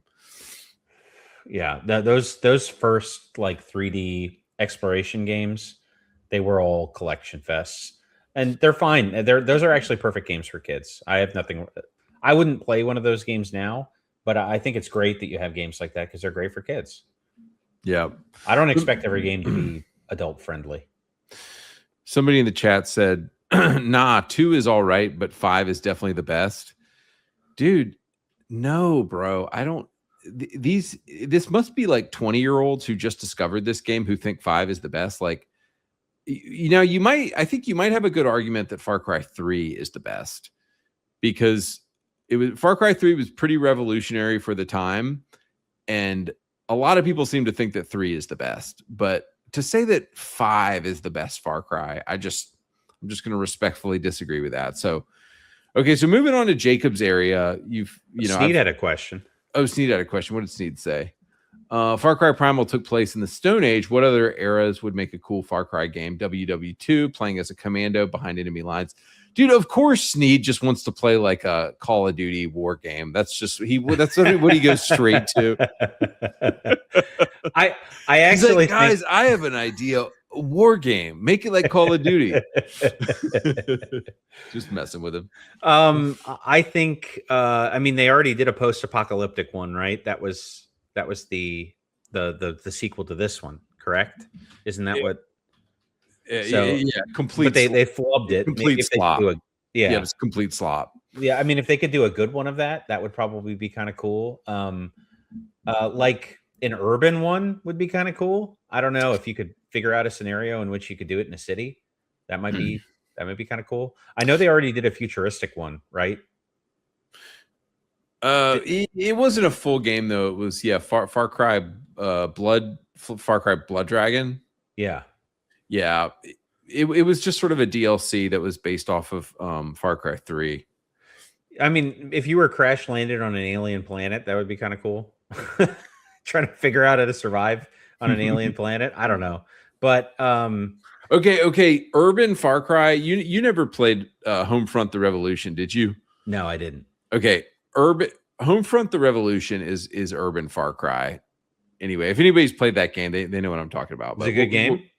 It's like an 8 out of 10, or it's like a 7 out of 10 Far Cry. Like, I really liked it because you're in Homefront: The Revolution. Like North Korea is invading America, and you're like defending Philadelphia from like the North Koreans, and I really like it. And I think it's super underrated, and I have a couple videos about it. But yeah. What were you going to say? Maybe I'll check it out sometime. Yeah, I think I don't know. I mean, I think Far Cry has a lot of places you could still go. South America would be a good spot. I know they did a Cuba one, but they made you fight as a commie, so they could redo that and fix it.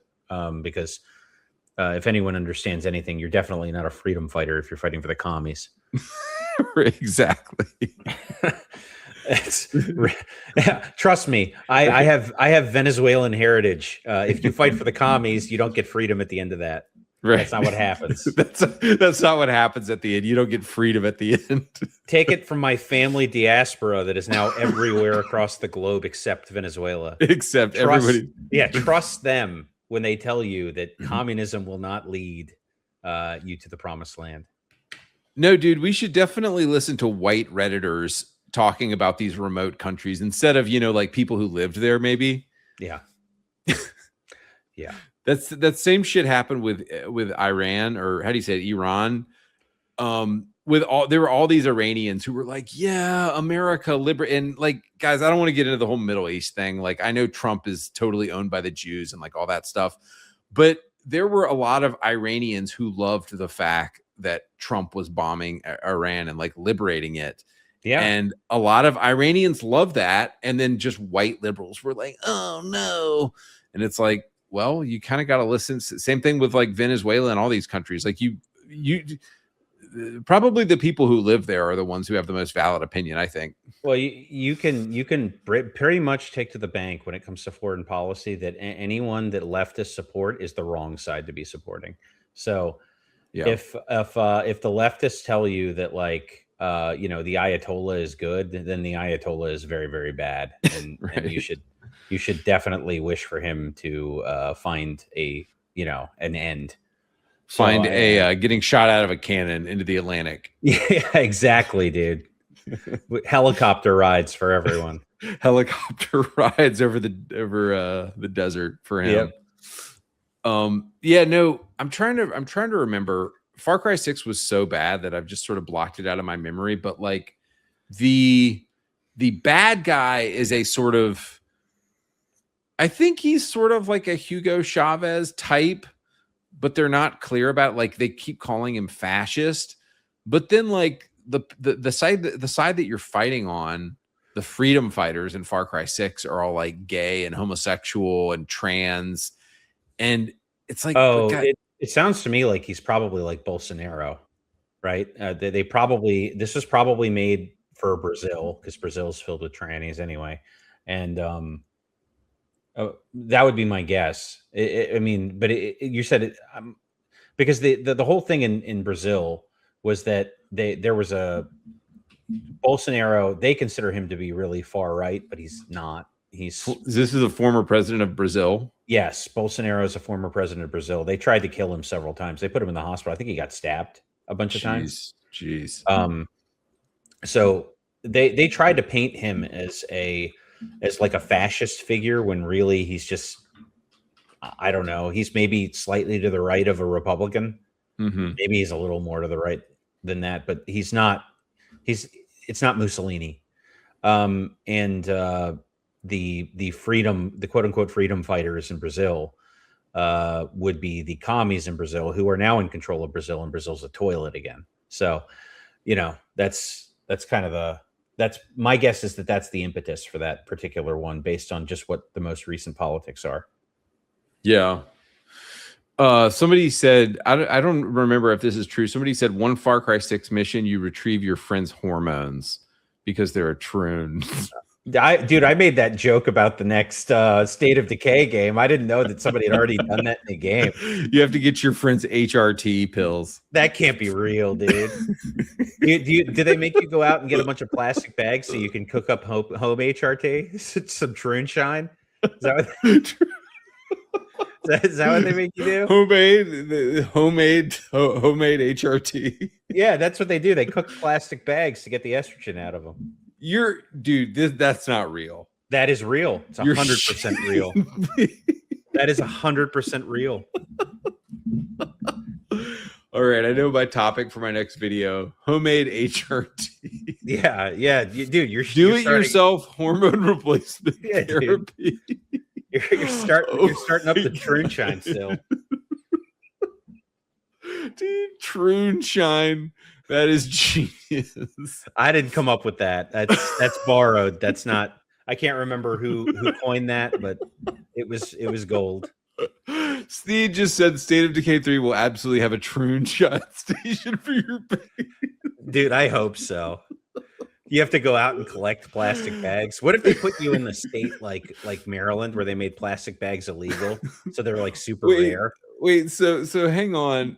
Are you telling me that plastic bags, and look at this guy on the screen here. Look at this just like fat piece of garbage here. Like, dude, you're not a chick. You're a man. You're just like a pussy ass bitch man. Stop trying to be a woman. Dude, what a fucking glow up. I can't imagine what the what a glow up. Yeah, I can't imagine what the fucking before pictures look like. So are you saying that you literally just take regular plastic bags and you burn them and that makes HRT? They boil them. What? Yeah, they like boil them at a certain within a certain temperature range, and the liquid that leaches out is high in estrogen. I don't know if they have to refine it further, but that is something that they do in countries where you can't get HRT very easily, dude. But yeah, like, if they set the next State of Decay in Maryland where they made plastic bags illegal, and you have to make Troon Shine, so you have to find these rare, like ultra rare plastic bags. You raid some abuelita's house, and she'd been saving plastic bags for 15 years, and that's how you're able to make your Troon Shine. How much? So I remember when my grandfather was making maple syrup in New Hampshire. He needed how many plastic bags do you need to make like a tablespoon of Troon Shine? I have no idea. What's the conversion rate from plastic bag to Troon Shine? As much as I'd like to be a bathroom chemist, I am not one. So I have no idea. Fucking Troon Shine. Dude, that's funny. Okay, so you were talking about Brazil earlier. Have you heard about this movie Elite Squad? No, dude. But I have seen City of God, which is a fantastic movie. Yeah, Okay, I think it might be by the same director. Then it's probably good. Dude, somebody, a based Brazilian in my chat said, "Hey, you got to watch this movie, Elite Squad," and I did. And the funny thing about this movie is the director was like, haha, we're going to make the police look bad. But the opposite happened. It became like the most based movie ever. And people are like, holy shit, these cops are such badasses. Yeah. City of God is basically the story of like how Brazilian organized crime started in the 1970s. Okay. So it's a pretty good movie. If the same guy made it, and he tries to make the gangsters look like sympathetic a little bit, but right. I mean, you know, so do mob movies, right? Yeah. Like you watch. But I think this movie he intended for the cops to be the bad guys.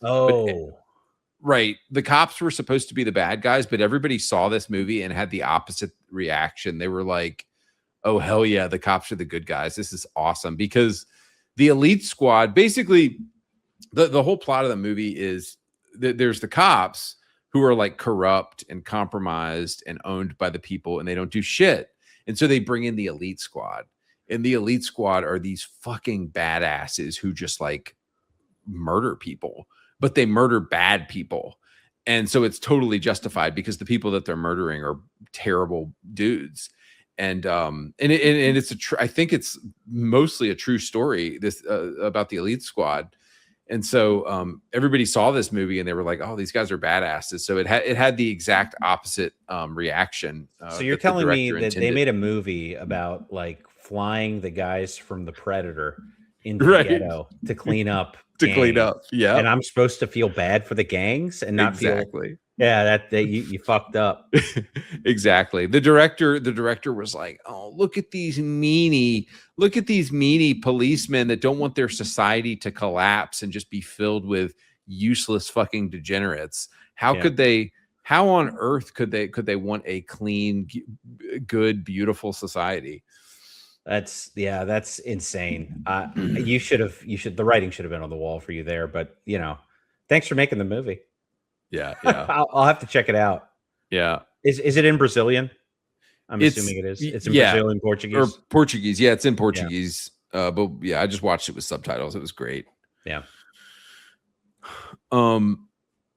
Yeah, no, but dude, I saw a great quote on Twitter the other day. Somebody said, when you tell people like, hey, your society sucks and you just have to put up with it forever, or you can have really nicely dressed men in machine guns like on the streets. Those are your two options, you know, and most people would rather have nicely dressed men in machine guns on the streets than just put up with like a chaotic, horrible society, you know? Yeah, I agree. I think if the choice for the average person is a choice and you're giving them this choice, it's between anarcho-tyranny and fascism.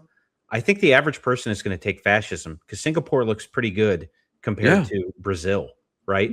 Yeah. So what would you rather have? Would you rather live in Singapore or Brazil? Most people are going to pick Singapore. Yeah. Yeah, dude. I'd rather live in a clean place without just like monkey nonsense all around me all the time. I mean, USA obviously is the ideal, but the problem is we've run into an issue where half the country wants to live in anarcho-tyranny. So, somebody said USA is the ideal. I think parts of America are great. I think where me and my family live is where we've chosen to live is pretty great. I think you can find great places to live in America, but like, dude, cities, like I lived in a big city for a long time, dude. Cities, fucking, dude, cities in America fucking suck. Yep. Like chaotic. Dude, I can't think of a good city to live in America. I mean, they all have their problems, but you know, the smaller the city, the better generally. I mean, well, I can't even say that because there are small cities in Indiana that you wouldn't want to set foot into. So I take that back. Yeah. I lived in Indiana briefly. Well, 3 years. Oh, my wife went to what's the school there? Not IU, but the big one. Notre Dame? No. The Boilermakers. Oh, Purdue. Yeah, my wife went to Purdue. Yeah. Cool. Yeah. She said Lafayette though. She said West Lafayette was like pretty rough. Yeah, it was. If I remember correctly, I only went to that campus once, and if I remember correctly, it's basically split in two. The area around the campus is mostly okay, and then the city itself is pretty rough. If I remember correctly, it's not a college town, so it's like part Rust Belt city, part college town. Yeah. So, and Rust Belt cities tend to be pretty rough. Yeah. Sneed said the entire U.S. real estate market is based on how far away you can live from urbanites. Dude, that is so true. Yeah. Dude, yeah, I don't want to go. I don't know how anybody with a family like would be okay with living in a city.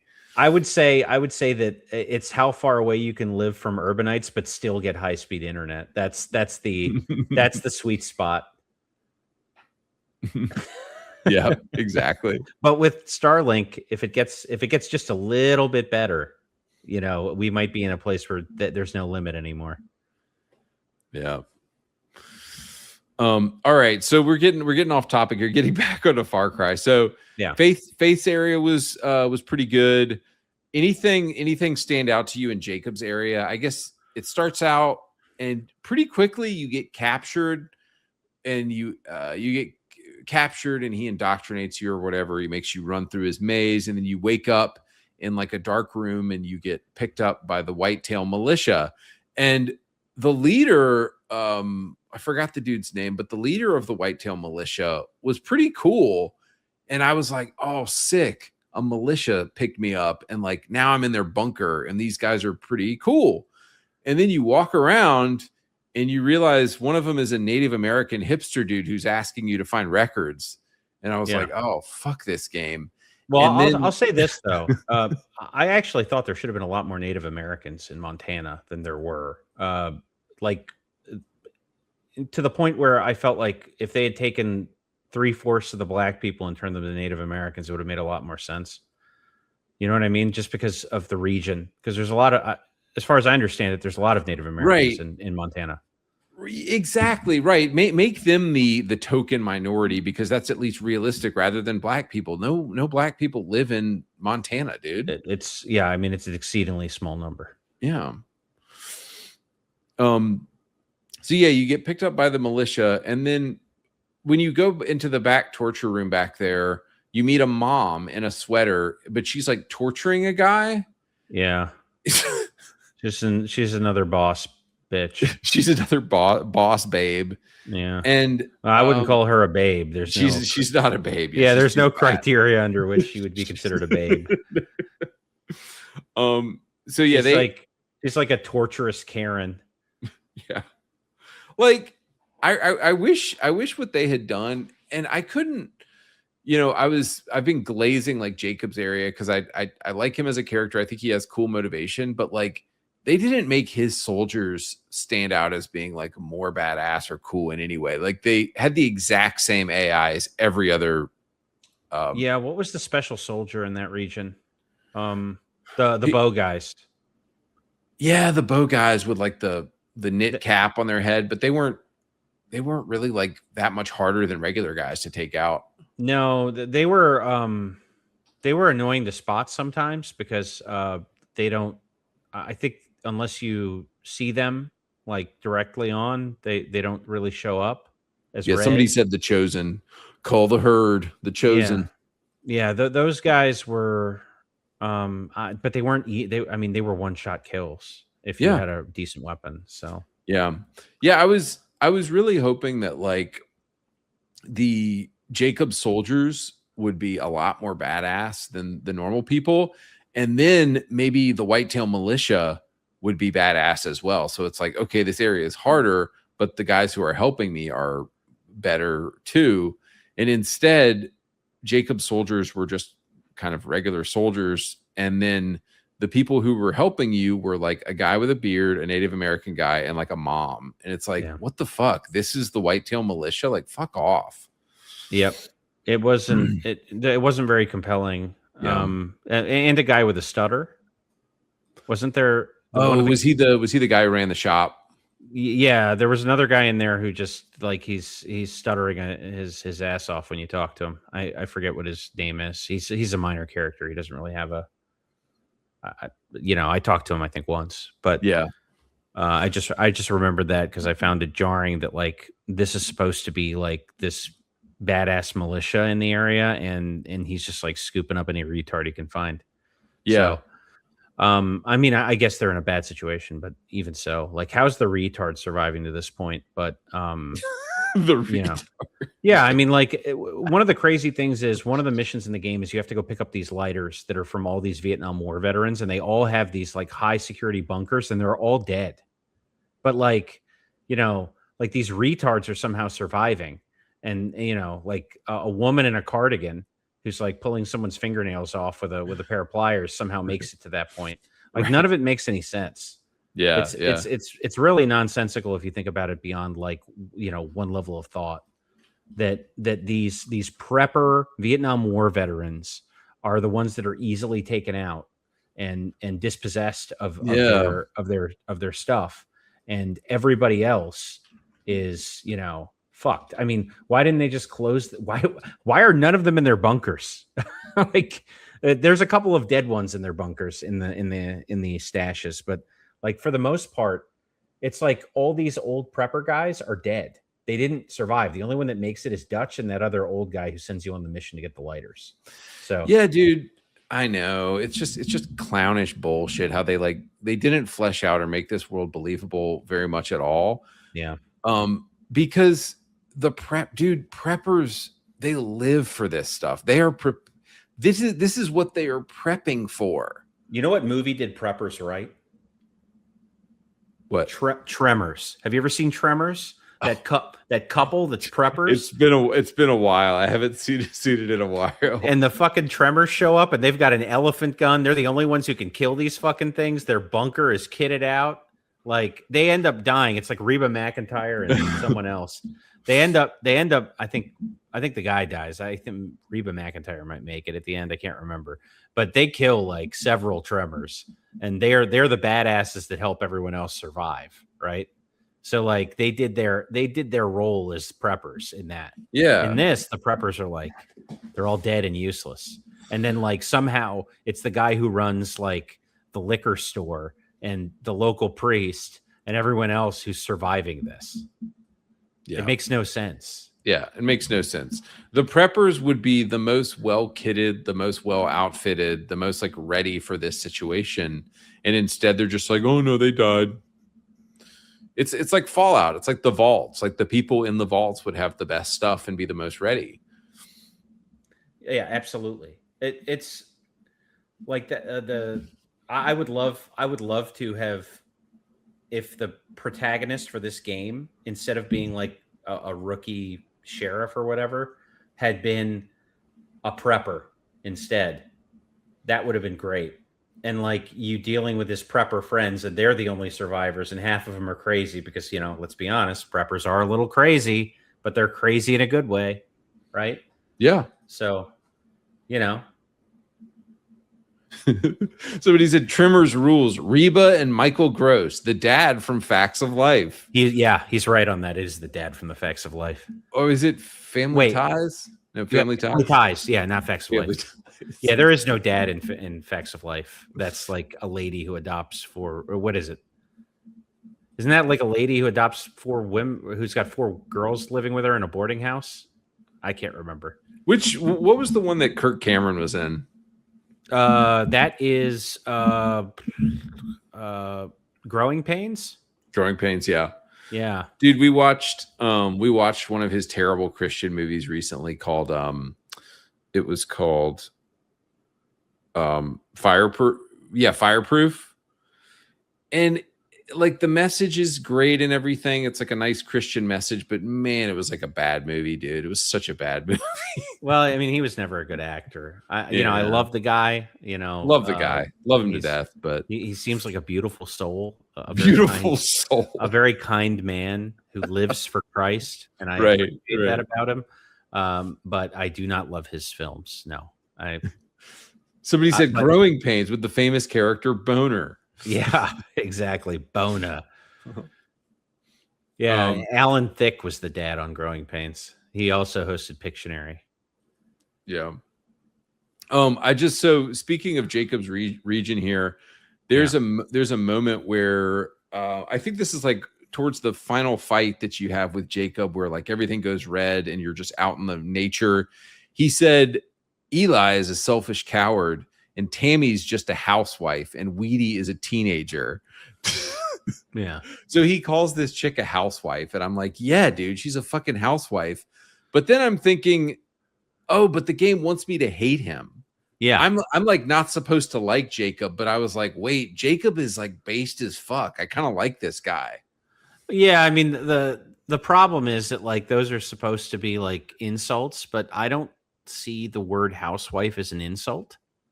Yeah, I think the term housewife is one of the most beautiful things you can be in the world. Yeah. So when somebody levies that as an insult, I think they're retarded. Right, and you know the libs who wrote this they meant it as an insult. Yeah, I mean, I was raised by a housewife, and I would love to get to the point where my wife can be a housewife. You know what I mean? Yeah. Those are things that I want, because I want my children to grow up with a mother who's a housewife, because that would be beautiful. Yeah. Right. That's a beautiful thing. So levying that as an insult is retarded. And making Jacob say that because he's part of a cult and they're supposed to be like some sort of Christian offshoot. He wouldn't say that. He wouldn't insult somebody for being a housewife, I don't think. But maybe that's wrong. I don't really understand what the cult's goal is long term. They seem to just it's nonsensical. Mm-hmm. Because I mean, what you really should have seen is, if they were anything like most of the cults you see, the women should have been basically housewives having children and all of that. Yeah, because you need infrastructure. You need infrastructure to to support future generations and stuff. Yeah, I mean, if your goal is to like repopulate the earth after a cataclysm, you're not going to send your women out to die, because the truth of the matter is you can repopulate the earth with 5 men and 50 women, but you can't do it with 50 men and 5 women. So, that's just the way that biology works, right? Yeah. So you defeat Jacob, and then you get to the end of the game. You have this kind of silly fight with Joseph where like he turns all of your companions against you, and you have to like get them up. And it just felt like I was like getting like 9 people up doing that little arm animation where you pick them up, Yeah, it was boring. It was really boring. And then of course at the ending of the game, like as you're killing Joseph, the bombs go off, and everybody thinks that this is somehow like a genius ending to the game because, Joseph, like, even though he was crazy, even though he was a cult member, he was right all along. But see, guys, here's the thing. If he knew this prophecy was coming, why not tell everybody and be like, hey guys, the end of the world is coming on June 5th. We need to prepare. We need to get ready in like a completely peaceful manner. He didn't need to kill people. He didn't need to kidnap humans. He didn't need to drug people up. Like, if he knew the end of the world was coming, he should have just been like, hey guys, let's prepare for the end of the world. It's coming on June 4th. Yeah. You know what I mean? Well, I think they think it's a genius ending because it makes God look evil, because God picked him as his prophet. So, I mean, a lot of these people, their whole you know, their number one argument against Christianity or the existence of God is this idea. Well, if God, then why bad thing happen? Right? Right. Yeah. So, you know, completely resolving themselves of the responsibility, like, oh, maybe you caused the bad thing to happen because you're a human, and maybe God put you on earth to do good stuff, but you've only been doing evil stuff. Yeah. Yeah.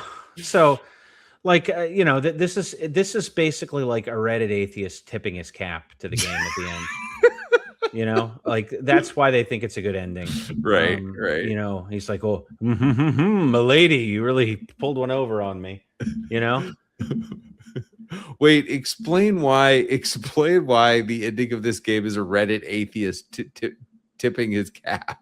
Because it proves that that if he is the prophet, then God is evil. God is an evil, uncaring God who would pick a terrible, disgusting human being who murdered his own child as. And look, there's no it's no mistake that they made an allegory to, what was it, Isaac and Abraham, with him killing his own child. That's what that was. Right, but you're right. It's such a Reddit tier lib cuck understanding of the story of Isaac and Abraham, which is actually way more complicated and interesting than the way the game presents it.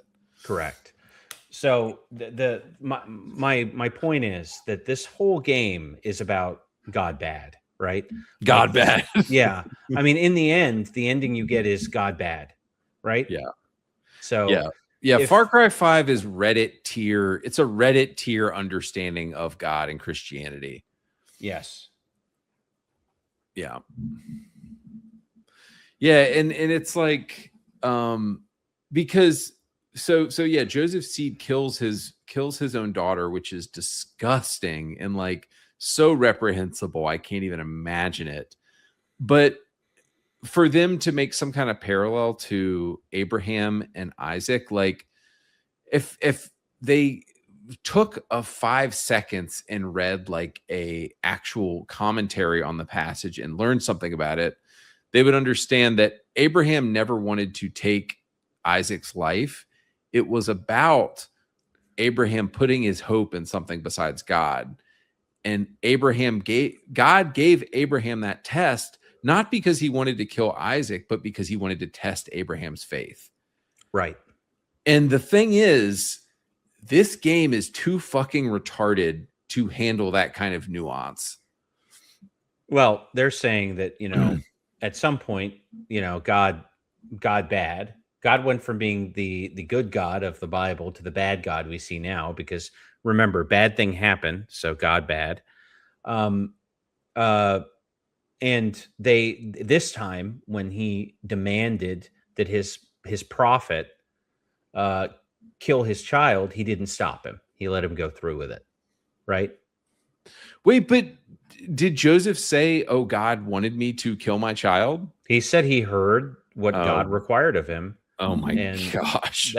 Yes. Psychopath. So if you take that the bomb dropped, that's the cataclysm that was coming, right?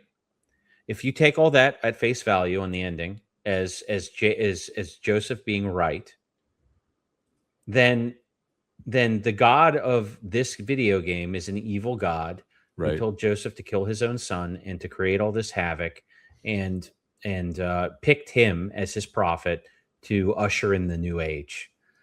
That to me is disgusting, and that's why I do not think this game is based at all. Yeah. In the end. Now, if you interpreted the ending as Joseph was just accidentally right, then, and this is all just circumstance, he wasn't really talking to God, he's just a crazy guy, you could look at it that way too. But, you know, that's up for interpretation. But in the end, then it's just a really nihilist story. Yeah. So either way, I don't like the ending of the game. Yeah. Yeah. Either I truly think, and this is a good note to end on here, but I truly think people who say that this game is based are likely skipping all of the cutscenes, not paying any attention to any of the characters, not appreciating the subtext, not listening to the dialogue. They're essentially not paying attention. Yep. Because if you pay attention to any of this game, and to be clear, there are great things about this game. There are things that I like about this game. But if you pay attention to this game at all, it is made by people who hate you. It's a very anti-Christian game. And it's just Reddit tier atheists shaking their fist at God at the end of the day. Yep. That's how I interpreted it. And I'm open to other people's interpretations. I would love to read them. But that's how I felt about it. And if you have a different interpretation, you're welcome to leave it in the comments, and I'll read them. Join our Discord. So the whole idea with the Discord is that we announce what game we're going to be talking about like 2 or 3 weeks ahead of time, and then we talk about it on the Discord before and after the episode comes out. And so a group of us have been talking about Far Cry 5 on the Discord for like the past 2 weeks, and that's the whole idea with the Discord, is just having interesting discussion about these games, because sometimes when you hear about the different ways people are playing games, you get like, you start to see it in a different way. Like, oh, this person is really taking something different from me. And dude, that point that you made at the end, I literally hadn't even thought about that. I had not thought about the fact that they're saying God is evil with that ending. They're saying, yes, let's say Joseph is a real prophet and God made this happen, and Joseph and God gave Joseph this prophecy, his revelation, right? His revelation, then God is evil and Joseph is evil. That's really what Ubisoft wants you to believe at the end of this game. I mean, that's how I felt. That's how I interpreted it. Yeah. And that's why I found the ending pretty disgusting. Pretty gross. Yeah. Yeah. But I mean, like I said, you could make other interpretations. And I'd love to hear them. I'm interested what other people saw. But I do have one request on the way out. Yep. You should play Herc Senior's phone message for everybody, because it's the best part of the entire game, in my opinion. Let's see if I can find it. Herc Drummond Senior's election voicemail. This should be good. Let's hear it. Okay, hang on. Let me go full screen. This is... God damn it, Junior. This thing even recording? Yes. Can you hear it? Yep. Okay. You're doing a great job, Daddy. I know I'm doing great. You come from my goddamn gonads, son. I don't ever need your opinion on how I'm doing. Hello. I'm Herc Drummond Sr. I'm a veteran, small business owner, a loving father, and I'm running for state senate. I care deeply for Montana, which is why I can no longer sit back while this state and this country are turned into Canada by godless hippies who will not rest until democracy is dead and we're all eating ketchup chips. These syrup-sucking social... Dude, ketchup chips. Did you know they love ketchup chips in Canada? I've heard that. Yeah. They're actually pretty good, but never had them. Yeah. Sneak into our country with 300 different gender pronouns and take our high-paying jobs in entertainment and hockey. They don't care about our way of life. They want to take our guns, spread their liberal agenda, and give our daughters free abortions. Where is the lie? Yeah, I know, dude. That's what I'm saying. Based as fuck. Yeah. He's like, give our daughters free abortions. Like, dude, at the Kamala Harris rally, there was an execution van where you could go get an abortion, like, on the premises. Like, dude is based. Absolutely. Somebody said only Mongoloids enjoy ketchup chips. Holy shit, I wish this guy was running for office in Montana. Yeah, he is in this world. Yeah. If elected, I'll put a stop to these make-believe menaces to the north. I will make sure our health care is more expensive than ever. I'll remove French courses from our schools. And guys, if something's good, it's expensive. That's all I'm going to say. Yep. Generally. Yeah, like we have the best doctors in the world. So I mean, that's the only line in here where they're obviously they're being as ridiculous as possible. Yeah. The rest of it, they're trying to be as ridiculous as possible, and they're based. It's just what a normal person really thinks. What a normal person really thinks. I will require all Montanans who were born in Canada or share their politics to be deported or shipped to California. Finally, I'll push for more strict immigration laws and build a 700-foot tall ice wall on our border, which I'll slowly move. Dude, pretty based. I mean, they're referencing Trump's building a wall, right? Yep. Yeah. 1 inch north every year until Canada is American again. Make no mistake. Okay, but he wants to build an ice wall to the north of Canada, between us and Canada, right? Yeah, and then slowly encroach on their land, which I think is a great idea. But if you're Canadian or that dirty liberal Judge Andy Walker who ruled against me and let my gold-digging ex-wife steal my fortune in a divorce, your days are numbered. I'm Herc Drummond Sr., and I approve this goddamn message. Oh, dude, that was awesome. Yeah, all right. It's the single best thing in the entire game is that phone message for me. Oh, yeah. All right. So we should probably get out of here. Any closing Far Cry 5 thoughts? So I think it was sufficiently executed. The gunplay's good, like it's an Ubi slop game. So you have a lot of repetitive crap or whatever, but overall, it's a pretty successful and fun experience to just play the game, right? The shooting, the whatever. You've heard my gripes with the story and the pacing. Yep. I don't think that stuff was very good, but I do think that like the bones of the game are solid. Yeah. Yeah. Aspects of this game are based, like Herc Sr. giving a voicemail message there. And I think a lot of this game is accidentally based. Like they wanted to make a satire of conservatives and they ended up making some really base stuff. But at the same time, the gameplay is fine. The game itself is fine. But at the end of the day, when you get down to the cult and the endings and things like that, it's like the people making this game clearly actually hate Christians and they hate us. But that's why they made something, that was accidentally based. So, yeah, because well, like that Herc Senior voicemail, right? They are so crazy and so far to the left that they don't understand what normal people actually think. Yep. All right, boys. On that note, we're going to get out of here. Thanks for joining us for another podcast. It was a good time. Yep. Bye, y'all.